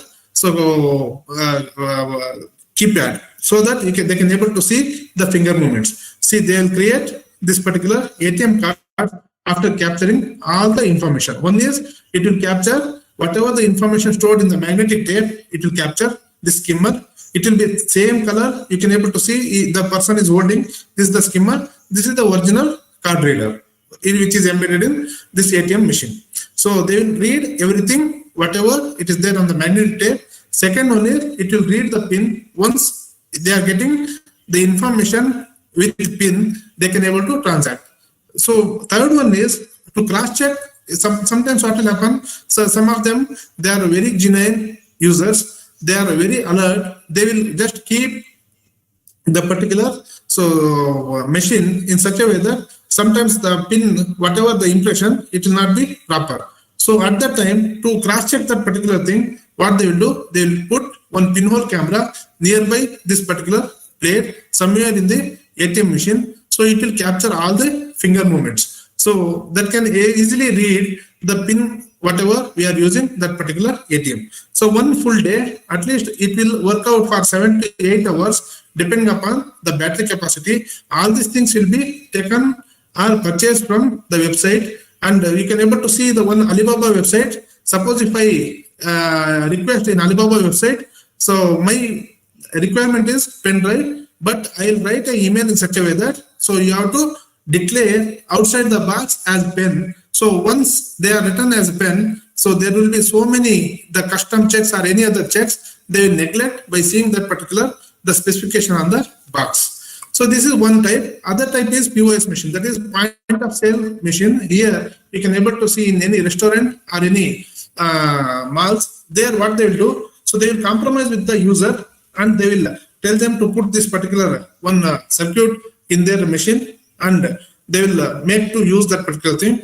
And evening, if you give it back, I'll give 500 rupees or 1000 rupees. One individual in that counter, if he is compromising with the accused person or criminal, then he is sharing a data of a person or customers who are entering or who are taken that particular purchase slip from that particular machine.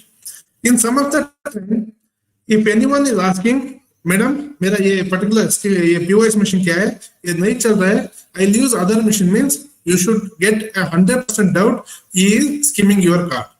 If anyone is telling this particular reason with the technicality, then you should politely reject that and you go to the other counter. Otherwise, you give cash, then you transact. Never entertain any technical reason stated by the particular person who is handling this POS machine. So, and you will swipe in the other machine, means, so you never entertain particular situation. And next one is, nowadays it is a point, so NFC communication, that means near field communication, that is nothing but contactless communication. You can able to see in many cases, so here 2000 to 5000 rupees you can able to contact. That can be embedded in a mobile, or directly you can hold the card like this. Otherwise, both the types you can able to do it. How to avoid particular this NFC misuse means, just you can use RFID protection cover, so that, so whatever the symbol you can able to see here, it is nothing but a passive card. Once it is coming with the reader, then the reader will emit the so many the magnetic waves. That magnetic waves, it will hit this particular card in this particular area. It will go back. Once it will go back, then it will read that particular content stored, which is nothing but the account details and other credentials of that particular card holder. Then the communication will happen. So once if you keep that one in RFID protection pouch, then not this CVV number by noting somewhere else. So better thing is you can note down in your mind, but it is not possible because nowadays we are using so many social media accounts are different accounts. For that purpose, just you can note down somewhere which is uniquely identified only by you. So, and scratch this CVV number from your card. So, why to scratch this particular CVV card? Then only you can activate. In all other times, you can switch off all the usages. That means ATM usage will be switched off, point of sale will be switched off, e-commerce, that means website applications will be switched off, international applications or international transaction can be switched off, domestic applications can be switched off. So this is the best application. You can able to switch off the card whenever you are using. You can switch on, then again you can switch off this. And second thing is daily transaction limit. In daily transaction limit, suppose my card validity or my transaction limit fixed to that particular card is 1 lakh. In COVID time, I am not going outside. I am sitting in my home. I don't have any other activities. So I am not using my transaction limit. Then what I can able to do? By simple email, I can send it to my bank. My transaction limit is 1 lakh.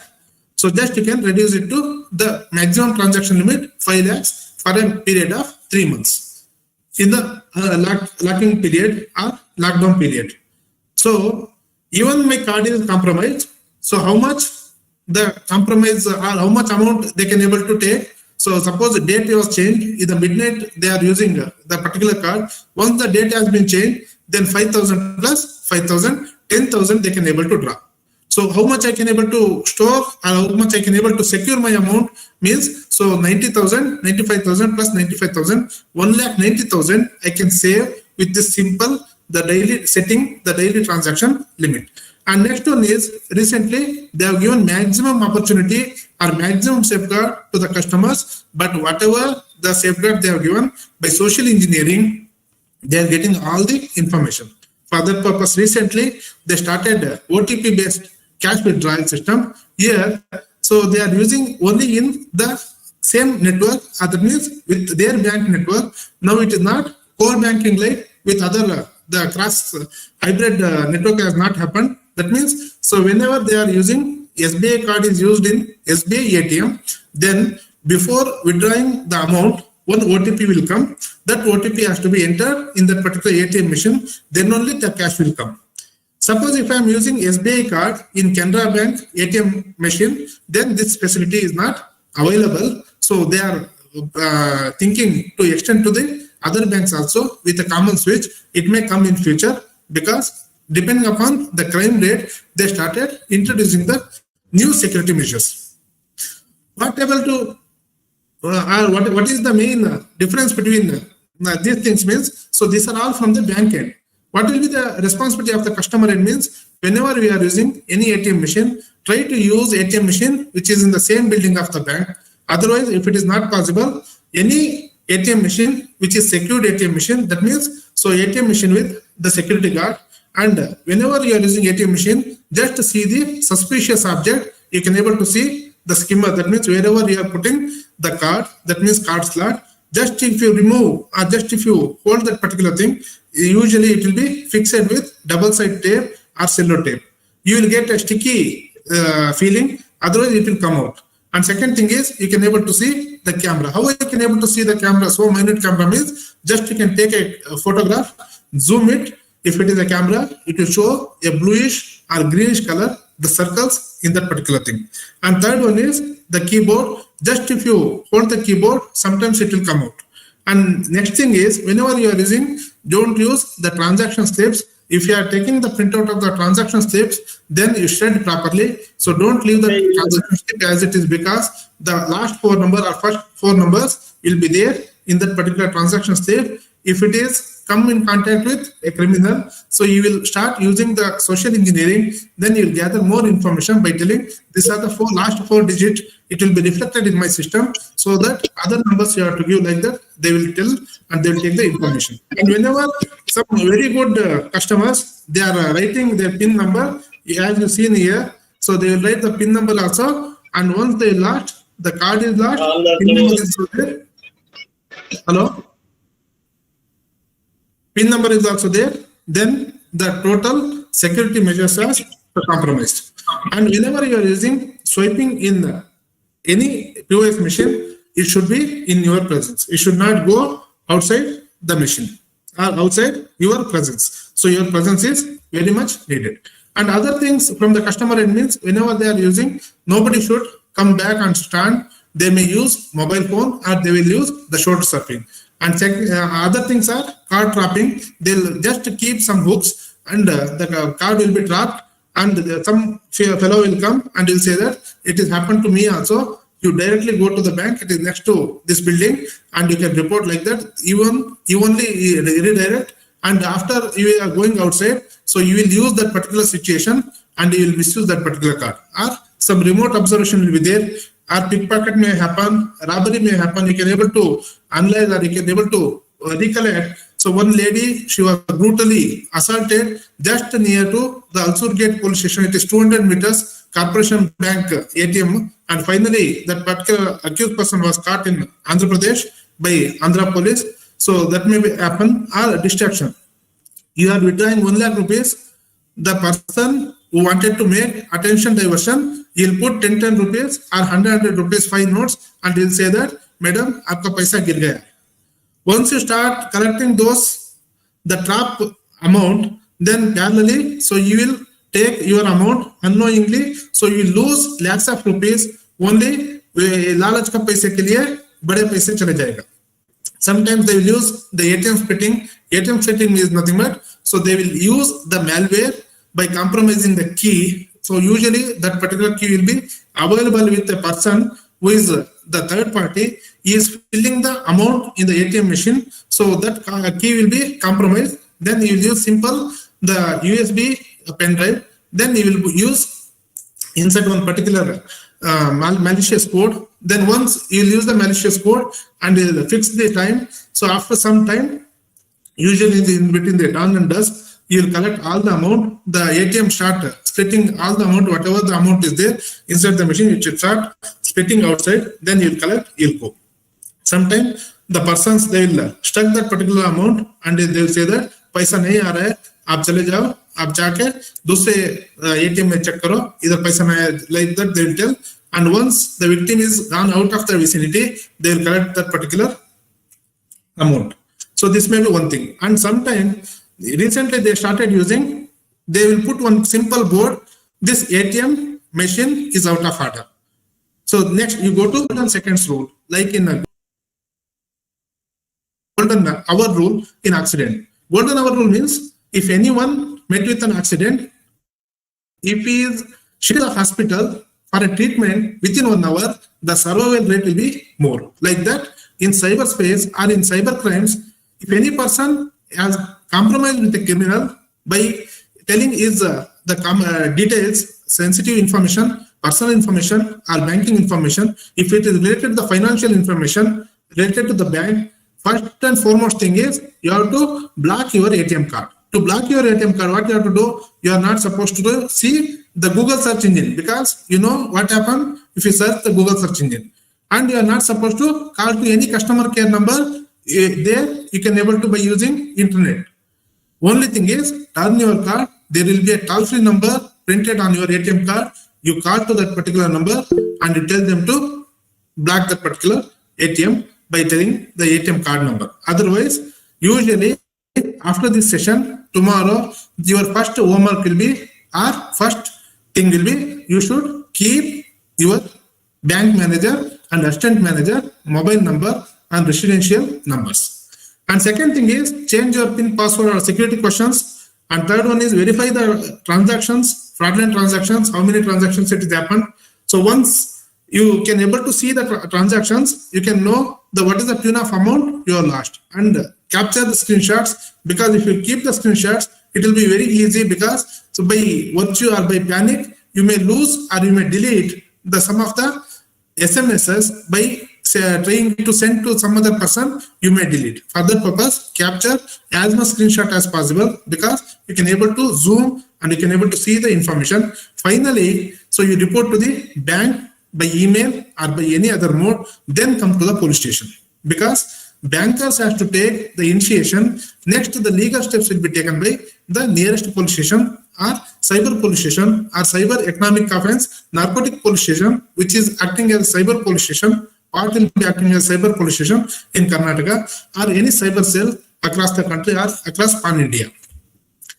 What will be the benefit or what will be the security? मेरा कुछ problem नहीं है sir, मैं सो के मैं उठा, मेरा पैसा चला गया, मेरा कार्ड मेरा पास ही है, मगर मैं मंगलोर में हूँ, मेरा पैसा ये एटीएम के निकल रहा है, वो पीतमपुर दिल्ली है, मेरा प्रॉब्लम नहीं, मुझे पैसा वापस आएगा. This is the first question by a victim. Yes, you will get 100% amount if there is no compromise or there is no involvement from the customer side. For that purpose, the RBI, they have made it one master circular in 2007. What will be the liability? Means the customer liability will be zero if he is reporting within 3 days and intimating to the particular bank.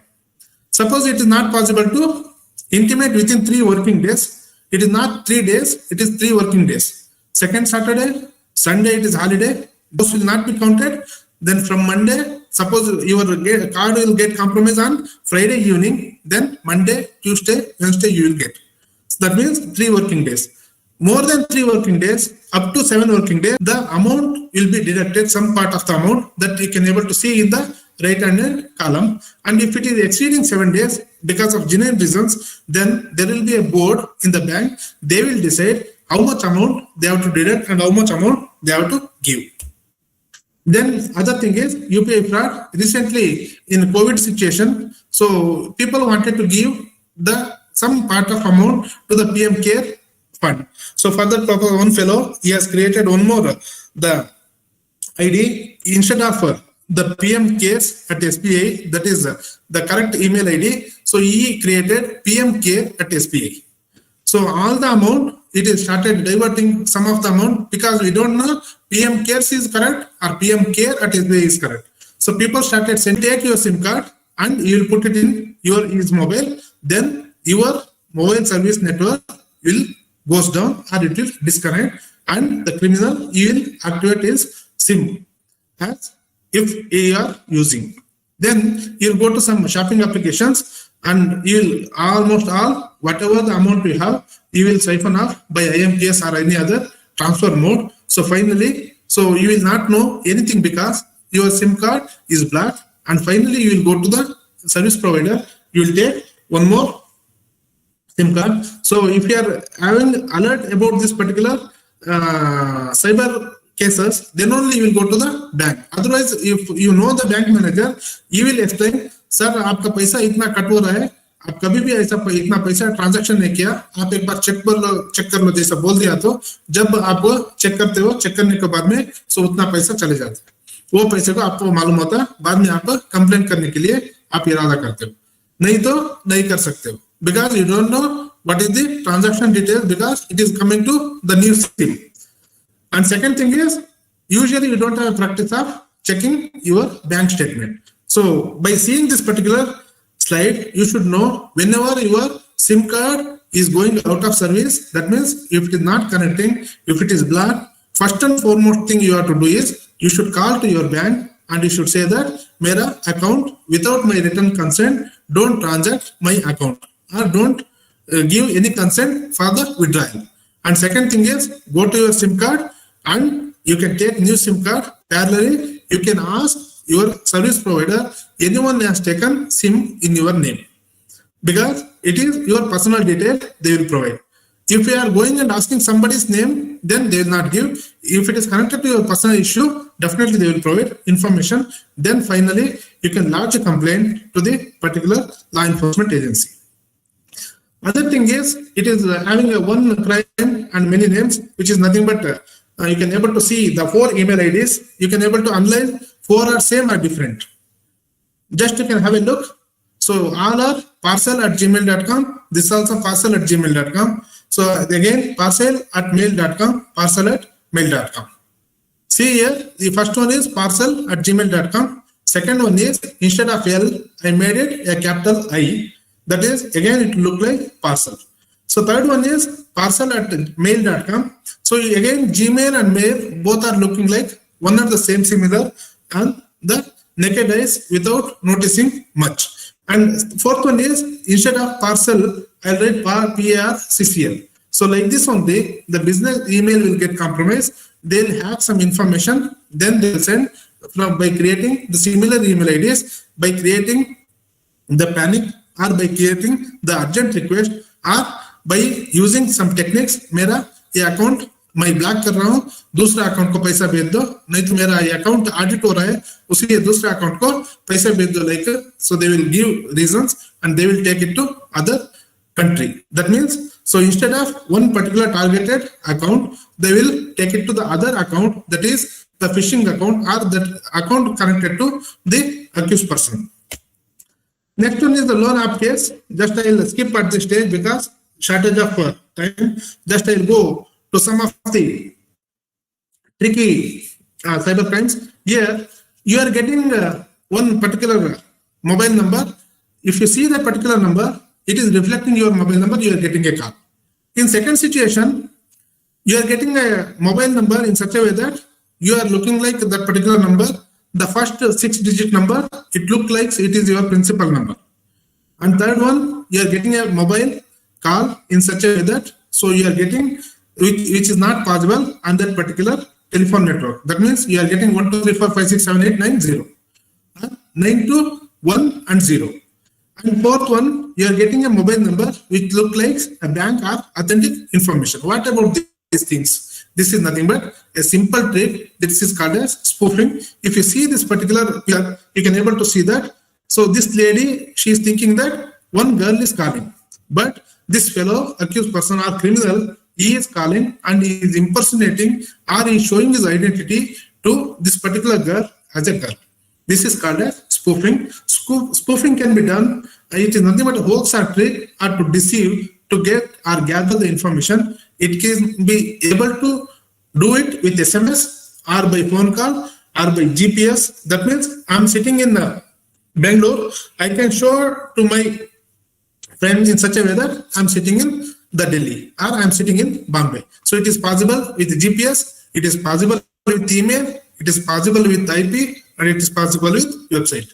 So by showing this or by using this simple technique, they will gather information. So next thing is the Facebook. In Facebook, we are getting the 3 type of offenses. One is, so credential belongs to me or credential belongs to the unknown person. They'll create, they'll communicate, they'll exploit.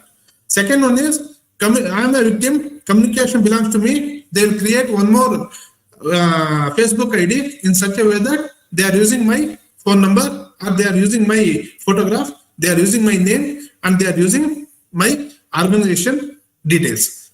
Tomorrow I'll send one email or tomorrow I'll send one Facebook request to one of the participant. They are participated here. So definitely by good heart, they will receive that particular accept because so I have taught. So they'll think that, so I'm sending the particular request. But after some time, I start ask 5,000 दे दो मुझे, वापस दे देता हूँ, मुझे बात करने को नहीं हो रहा है, मैं अभी कोविड हॉस्पिटल में हूँ, नहीं तो क्वारंटाइन में हूँ, मुझे पैसा भेज दो, मैं भेज देता हूँ. I'll ask to the principal of Mangalore, so definitely you'll feel that, yeah, he is asking only, the police officer is asking 5,000 rupees, let him pay, then I'll ask if he needs some more information or some more amount. Once he'll pay that amount, so then I'll disconnect or I'll not communicate, I'll block that particular identity. So like that, they started sending to the original friends list of a particular person, targeted person, and they started extracting money. This is second thing. And third one is, what they will do, they will send some links and they will to click that particular thing. In that link or Google form, they will say, what is the user ID? What is the Facebook password? Once I compromise with the password, they'll go and they'll change the two-factor authentication. They'll change the user ID and password. They will take it to their control. And they'll send an email in such a way that, so if you give so much of amount, then I can able to release the account details or I'll give it to your control.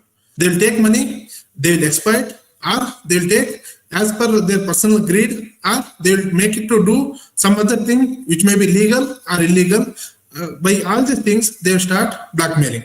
The next one is the online purchase. In Quicker and OLX, you can able to see, they'll send or they will post some beautiful car picture or some other article pictures. They will quote in such a way that the 10 lakhs car you will get for only 5 lakhs. It is a 2021 model. Only because I am going to London, I wanted to purchase. I am basically a professional doctor. I am using only the less usage of the car. It is on road. It is 2021, in 2021 it is 10 lakhs, but I'm giving you for 5 lakhs. First come and first serve. Like that, I will put one advertisement. So, and I'll give for more information, you contact this person. I'll contact this number. So by seeing that, we'll call. Once we'll call, we'll say that, sir, आप बहुत अच्छे दिख रहे हो, आप official से सब दिख रहे हो, मैं कार आपको दे दिया तो आप अच्छे तरह से रखोगे, मेरा इमोशनल अटैचमेंट है वो कार में, उसलिए आप एक काम करो, you just can give 3,50,000 as advance amount, I'll send you the car, then other things you pay it afterwards. So once we'll start using this thing, then definitely we'll send all the amount. Then finally, so you'll say that car mera already it is in airport, so airport को आ जाओ, उधर मैं आपका car दे देता हूँ जैसा, so बोल देगा. Once we'll go to the airport, you'll say that, so before coming to the airport, so there will be the parking charges or gate charges like that. By step, you'll take to the different accounts, then you'll explain. Once you reach the airport, you'll come to know that airport, in any airport, there is no such facilities. You'll come back to the nearest police station and you'll try to report the things. They are also recently, they are using the QR code, and sometimes they are using the person who is cheating. So he is impersonating as a police officer or the army personnel. I'm going to the camp, that's why I couldn't able to communicate. So only thing is, just you can pay to this particular account like that, they'll apply and they'll send some, the downloaded pictures or pictures taken from other social media of the defense personnel. They'll send 1 or 2 pictures to make you to believe that he is a person who is belong to the army, air force or navy like that, or any defense forces. So next thing is job exploitation. Here they are using the job as a material. So they will take all the information from naukri.com, shine.com or monster.com, your own CV. They will communicate with you. They will take all the information. They'll tell the reason and they will take the deposit to the different accounts. So finally they will come out. Otherwise, they will use this particular platform to exploit a female job aspirant by making them to meet in a remote place alone, and they will exploit sexually. Otherwise, they will tell in such a way that, so second round will be the interview in video conference because it is a COVID pandemic situation. So only thing is, you have to ship out all the clothes just to see your body parameters. We will scan and we will approve. They will tempt in such a way that, so आपका salary इतना है, actually you are getting 5,000 or 10,000 now in your present posting, but you are getting more than 3 lakhs and you will getting accommodation like that. They will give the flying colors and they will make you to get compromised with your the removing stripping your the clothes, and they will compromise. They will screen the card, then they will blackmail. Next thing is matrimonial or gift fraud. Here they will create a fake account and they will introduce themselves. They will start intimacy chats. Then they will propose. Then after that they will send that I'm sending a gift offer or I'm coming to India. So just to see you, they'll send some air ticket in such a way that the PAN number and the whatever the travel details, everything will be same. If you cross checking with that particular the flight number, it will be coming on the same day, same time. They will also use that particular details from the website and they will create in such a way that the only thing is they will take some original ticket in Photoshop. They will make alter the name and other details and they will send it to you. And they will send some what you call as the tracking ID. In tracking ID, they start uploading by using their own website. And once you see that, it will come one fine day, it will come to some international airport. Suppose the victim is from Bangalore, they'll say that it will come to Indira Gandhi International Airport, Delhi. Suppose if it is a victim is a Delhi, they will say that, so it is Kempegowda International Airport, Bangalore. Like that, they will say, they will impersonate. The ones they come, or once gift is coming to the international airport, then the exploitation will start. They will start telling that I'm from custom, I'm from authority of airport, I'm from RBI, I'm from IT. So whatever your boyfriend or girlfriend has sent a gift, it is having so many dollars. So for the currency conversion is needed. You have not paid the customs. As per RBI guidelines, you have to pay so much things. Like that, they will tell one or other way. And in final stages, some of them they will get alerted and they will asking refund. At that time, they are telling that, so आपका refund चाहिए तो refund charges देना, GST देना, like that. We don't know why we are paying GST. We doesn't know the concept of GST. So just only we know that, so GST is some tax. They will take with different names. They'll gain all the information and they'll exploit our money, and finally they will throw the SIM, or they will not using the particular communication mode. It may be email, or it may be social media, or it may be the SIM cards. Next thing is cyberbullying. It is very important from the academic point of view. So if you see the next slide, you can be able to see cyberbullying or bullying means it may be physical, or it may be verbal, non-verbal, visual, or cyber. The cyber is the last recent developments. Earlier, one is following the other in olden days. Then he started commenting on something that is called as verbal. Just he is showing some signs, that is non-verbal. Just he is writing some picture, one boy and girl picture, and he is just pasting on the notice board, or on the board nearby the ladies' hostel, or nearby the public place, or nearby toilet or washrooms.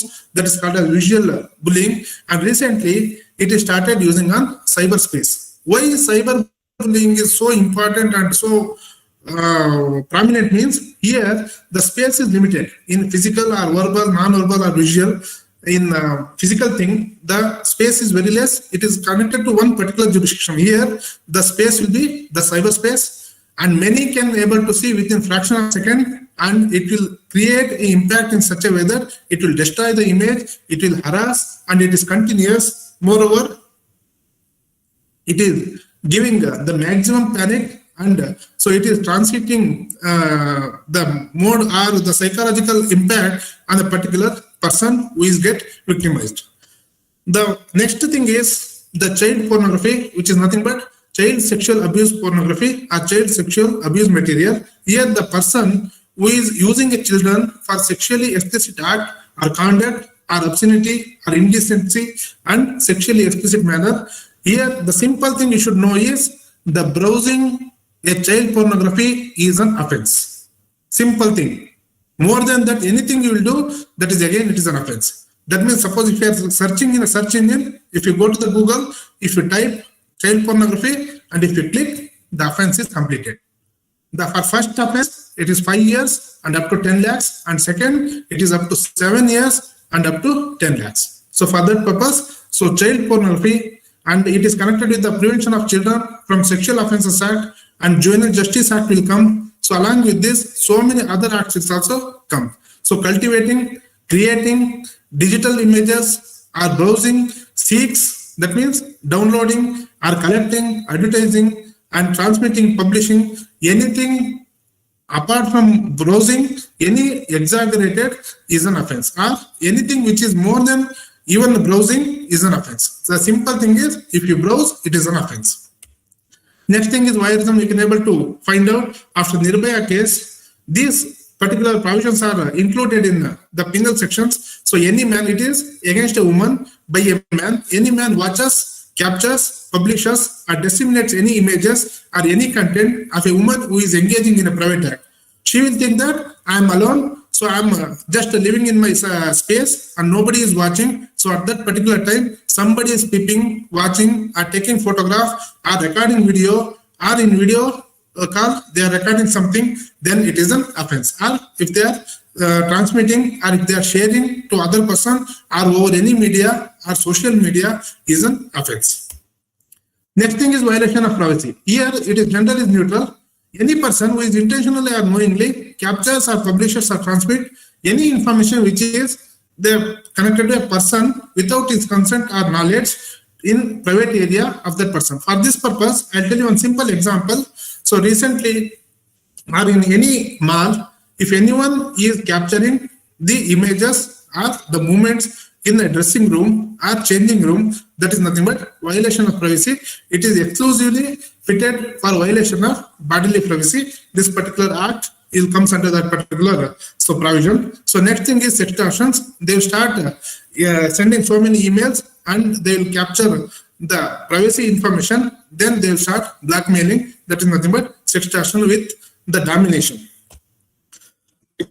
Recently, the dating is a common phenomenon among the youngsters or any person who is using the web space or the cyberspace. So what they will do, they will go to some applications. There will be so many applications, boy to boy, girl to boy, boy to girl, or so many other options will be there. So in that they will communicate, they will match one fine day, then they will ask the deposit and they will tell some reasons, and finally they will blackmail by capturing so many information. Here they will use +11 or +44 proxy servers, and they will identify, they will hide their identity, and they will make you to feel that he is communicating with so and so place. Next, cyber security practices. Just I'll keep on highlighting some of the points because it is a 647. So use complex passwords. Never use your mobile number as a password. Simple thing. Don't use admin123. Don't use welcome123. So it should be alphanumeric. It should be strong and secure. And you don't use the default credentials. Don't use common passwords. One password for everything. One password for Facebook. So same password for the Instagram. Same password for Twitter. Same password for your email ID. You should not use. It should be different, and it should be a different passcode. And change your password at every instance wherever you are getting suspicion. Enforce the two-factor authentication, and never share your password, OTP, PIN, or any access code, anything to anyone at any situation. It may be a genuine or it may be looking like genuine. Just you go to that particular bank or any other entity nearby, and you can ask, or just you go to the nearest police station. You can take the help. Otherwise, you can call to 100, or if it is a Bangalore, it is 112. Then you can even lodge the first incident, cyber incident report, that is called as CIN. So you can use those particular the infrastructures or facilities. Next thing is email security. So complex password, again two-factor authentication, and don't click the suspicious links or attachment. Don't open the attachments. Remember, password pop-up while using these things. And sign off once you are coming out of that particular system. So email credentials should not be used on favorable browsers, and authenticity you should cross-check, and never open any links or attachments. The maximum compromise will happen with a single click. You will think that I have clicked, I have not shared anything, but indirectly some malicious code will download and it will start running in your device. It will be pushed into the targeted email ID or targeted mobile number, and so you are getting, or you are compromising your personal or any other informations. Then how to get avoiding these phishing means? Just use usually if you see any messages, it will be a grammatical mistake or spelling mistake or punctuation or font or the generic greetings, and incredible deals and discounts will come. The suspicious links or attachments will come, and they will create the urgency. And if you see the URL maybe it look like legitimate, but it is not. And the contact number they will give. If you see the contact number series, it will show in a Truecaller or any other caller ID. So it will show some different location other than your familiar location. All those things you have to see. Along with that, antivirus and malware signatures you update frequently. Just I'll skip some of the things, and only I'll come to the parental part. It is very important. As a teacher, you should know the good touch and bad touch. You should teach to the students what is the good touch and bad touch. Along with that, talk to your children and notice what is the behavior indication or variation. Suppose if someone is getting or bullied over online, definitely whenever you go near to a child, definitely you change his pattern and you will get panic. And if you see the differences, psychological differences, you'll come to know. And if a children is addicted with any the narcotic drugs or psychotropic substance, just if you touch the children, you can able to feel the sweat or the variation in the temperature. He will not eat properly, he will not sleep properly. His behavioral changes will be changing day by day, and you will get panic if you see, or definitely will sometimes you will switch off the system, or you will hide the system or hide the device. All these things you can able to see, and protect your children from cyber grooming. Cyber grooming is the first stage for any exploitation over online. Next thing is the children may remove privacy settings. Just you have to see all those things, because nowadays everything will be online. The COVID or pandemic situation, so we are teaching everything over online. So we should make use, or we should teach children in such a way that what is the privacy setting, what is the importance, and how to use all those things we have to teach. And never click suspicious links or attachments, and cover your webcams whenever you are not using, because you may not be knowing. So it is capturing or it is taking unauthorized access and started capturing your private moments. Install antivirus softwares and parental controls and keep software updated. And whenever you are using mobile, there will be different patches will be updated by the software, the person who is generating that particular software or the software coder. Just you can authentic updates will be done time to time, because each patch will fix the bug. Next, that secure the browser settings, and whenever you want to register a case, so directly just you can, if it is Facebook, you can able to see the difference.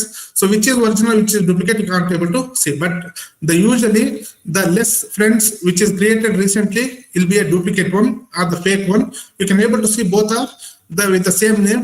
Only thing is you can able to see the difference between the small s and the capital S. And second thing is how to see these things means you started demanding amount. See, you can able to see 10 lakh rupees. So to this Google Pay number. So you are getting one URL and you are getting the second thing is phone number. You capture this, and you, whenever you are registering or whenever you are complaining, you provide the screenshot to the law enforcement agency. How to take link means there will be a 3 dot in Facebook. Just you click copy link and you can store it to any of your WhatsApp number or WhatsApp space. And second thing is how to report means you can support or report.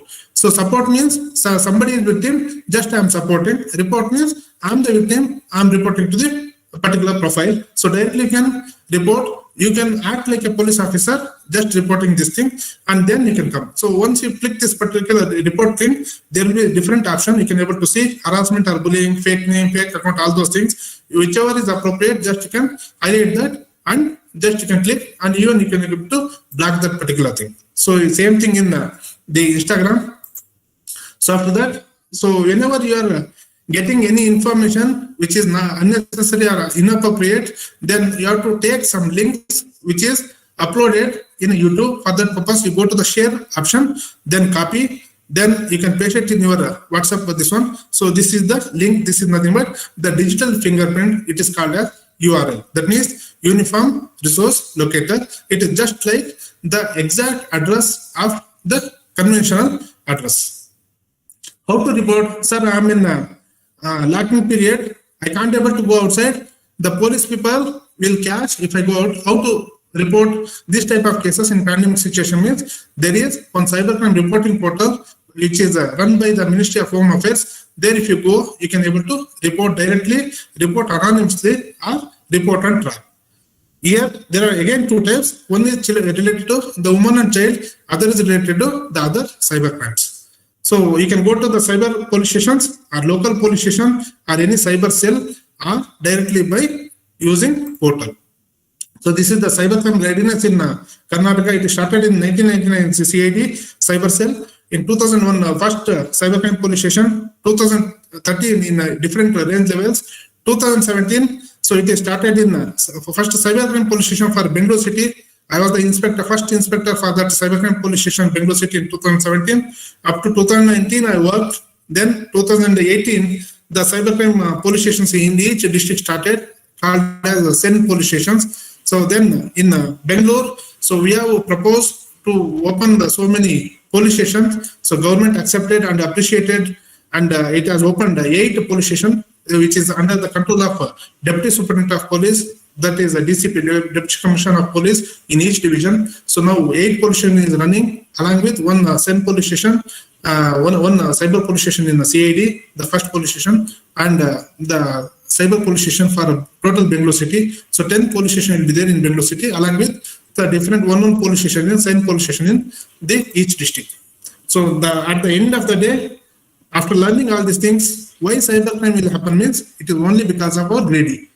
So we know that I won't get lottery at free of cost. I have not taken lottery, but I am winning a lottery in terms of crores. Second thing is unawareness, and we are not awareing others. Third one is improper use of the gadgets. Suppose if I give my mobile to other, it is nothing but I am giving my account, I am giving my privacy.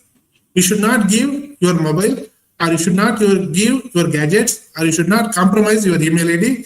mobile number or any online credentials or banking credentials.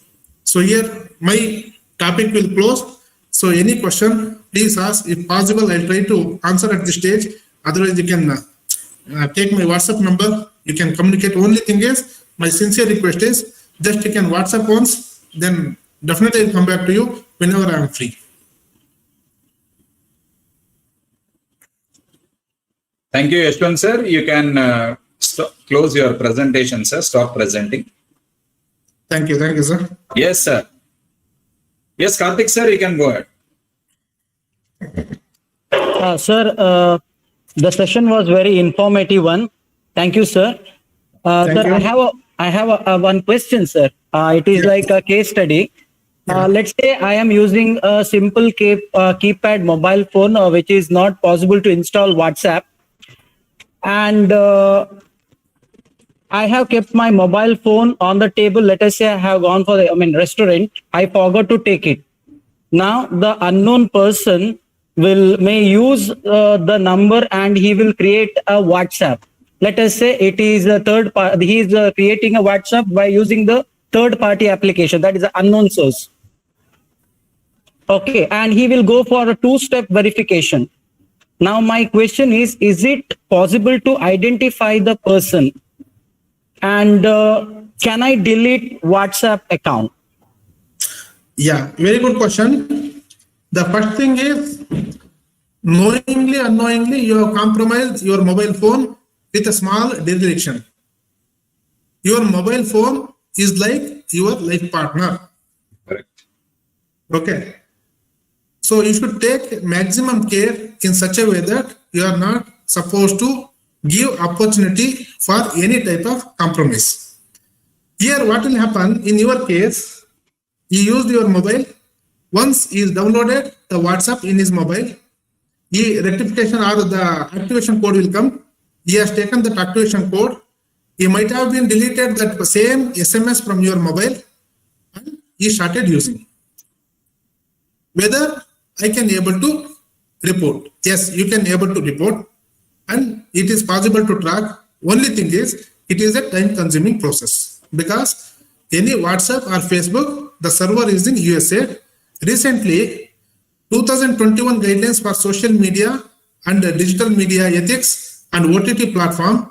So here, due diligence, reasonable practice, and the nominating the compliance officer and other officers. So yeah, started. So now it is very easy to gather the information. This is first part. And second thing is how it is possible to gather the information means the activation code, it is came to one mobile, but while using, he is using his mobile IP, he is using his internet IP. By IP, we can able to track down and we can connect machine to a min. That means device to a min. It is possible. Thank you. Hope I clarified your doubt. And I'm getting so many doubts in the messages. How far I can able to clarify, I don't know. Just I'll see one by one. So through my experience when I Nasir Dharini. Sir, what we'll do is we'll give a chance for only 3 people to ask their question. Yeah, please. Yeah, I think Mr. Subhash, I think if you are there, Srinivas sir, if you are there, you can ask your question, sir. Okay, I think Pratima madam, if you are there.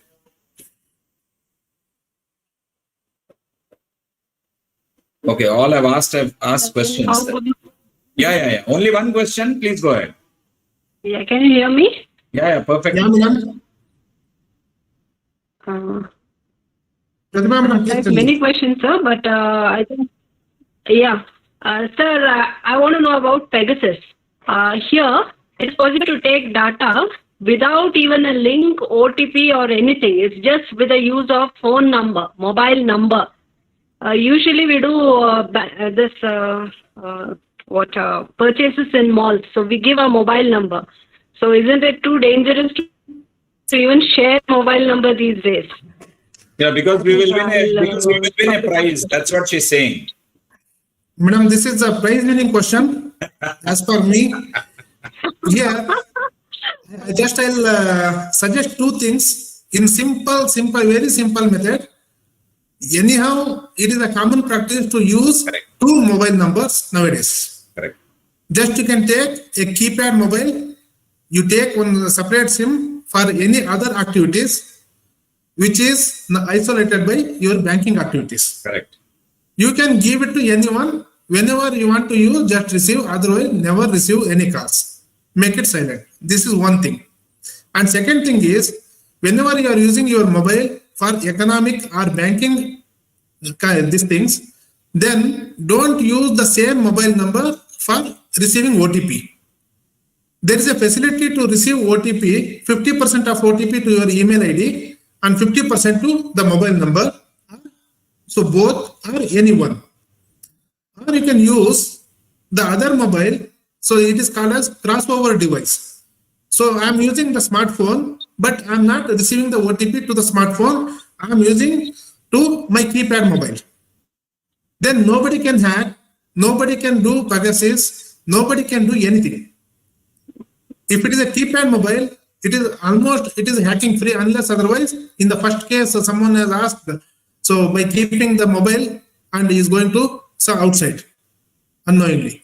So only thing is, you are not supposed to keep or you are not supposed to give it to anyone. And even though you are giving, so you should lock each and every application. There is a facility to lock each and every application. Suppose if I am giving to use mobile phone only for calling, you can activate only the calling facility. All the application is locked. Even though you try to open, you will not open. And Pegasus, it is possible since it is running in the national security level. I doesn't want to talk anything about that, but it is possible. Even a single missed call, it is sufficient to capture your information.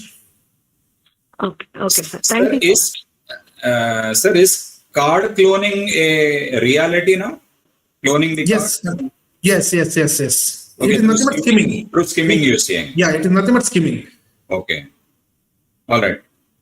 Anyone else? Any questions? There are quite a few actually.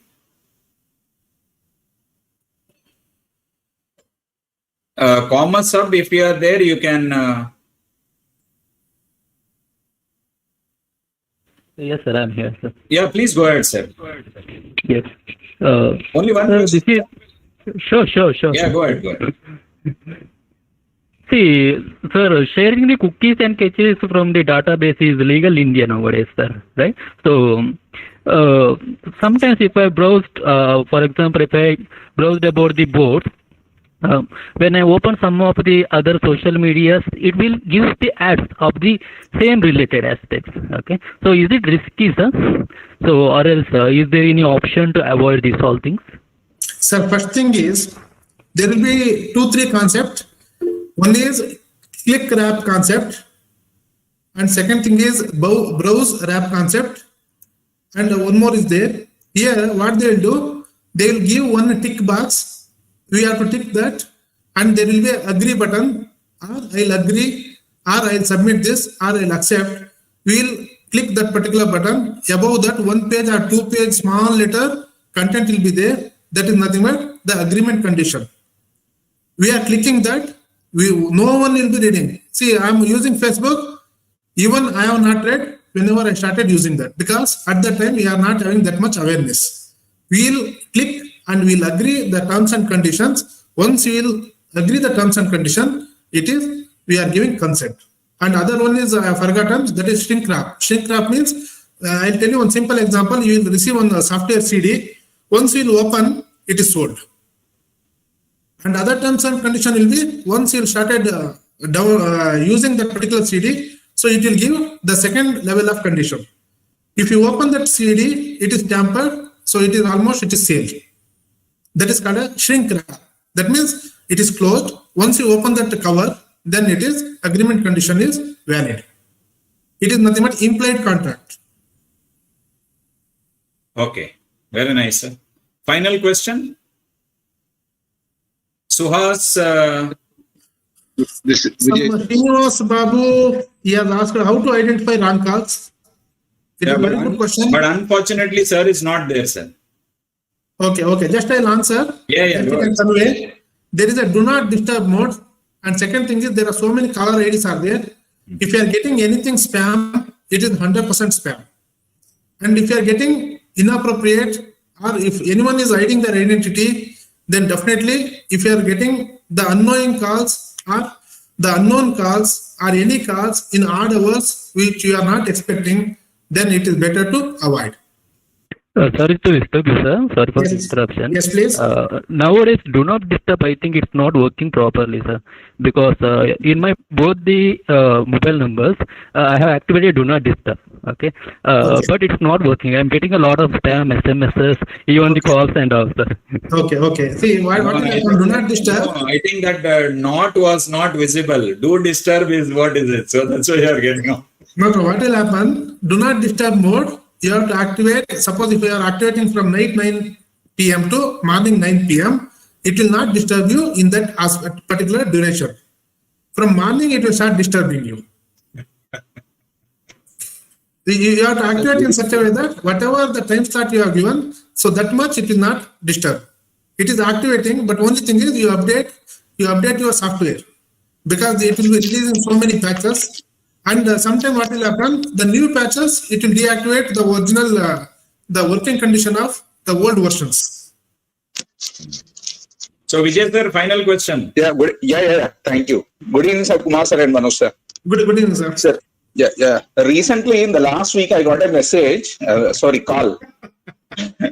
Like, sir, your credit card limit is increasing. Can you say your PAN card number? That was from SBI. Yeah. And he's asking the PAN number. And I confirm that immediately it's a wrong call. But where we can report that one? Complaint, like, is there any common? Sir, there are two things. I'll appreciate you told she. Acha. Definitely. Okay. If you are getting any calls or SMS from opposite gender, you should be doubly cautious. That is first thing. Okay, nice. Okay, it is nothing but double phishing. Okay. And second thing is, just to politely say, so anyhow, I am coming tomorrow to the bank. I'll meet you there only. No, can we complain anywhere in the sense that number can be given? Yeah, you can complain. Suppose, example, I'll tell you, if you are in the Bangalore, you can directly call to 112. You can raise your complaint. You'll get acknowledgement over phone only. We are from Telangana. Hyderabad, Telangana. Yeah, you are in Telangana. You directly report in cybercrime reporting portal www.cybercrime.gov.in. Okay, sir. Thanks a lot. Thank you, sir. Yes. Thank you, Yashwant sir. I think it was lovely. Thank you. Thank you, sir. Hello, good evening, sir. Good evening, sir. Sir, how we control anonymous calls and business calls, unwanted calls, sir? How we control, sir? Sir, one thing is do not disturb mode, sir. And second thing is you segregate your phone number. One is for the office purpose, email for office purpose, and personal purpose. You isolate that. And third one is you can use the filters. You can use the malware or antivirus. This one, it will almost cover so many the phishing or spam messages. It will divert automatically to the trash or the spam folder. So maximum you'll get filtered. And second thing is if you are getting any messages, lovely messages with attractive offers or any other thing, just you think that among so many crores of people, why I am getting that much lottery or that much amount. It is simple, sir. Thank you. And especially in business thing, you have to check each and every letter of email message and email and time and the source, hyperlinks and content, whether it is relevant or not, all those things you have to see, sir. Thank you, sir. Thank you, sir. Good evening, sir. Go ahead. Hello. Yes, sir. Please, sir. Srinivas, sir. Participants, final question. Due to technical glitches, I was No issues. Thank you very much. Thank you very much for your nice presentation, sir. That is the only thank note. Thank you very much. Thank you so much, sir. Karthik sir. Srinivas sir, I have answered your question. The organizers will convey to you. Yes, sir. Thank you, sir. Thank you very much. Continue. Karthik sir. Yeah.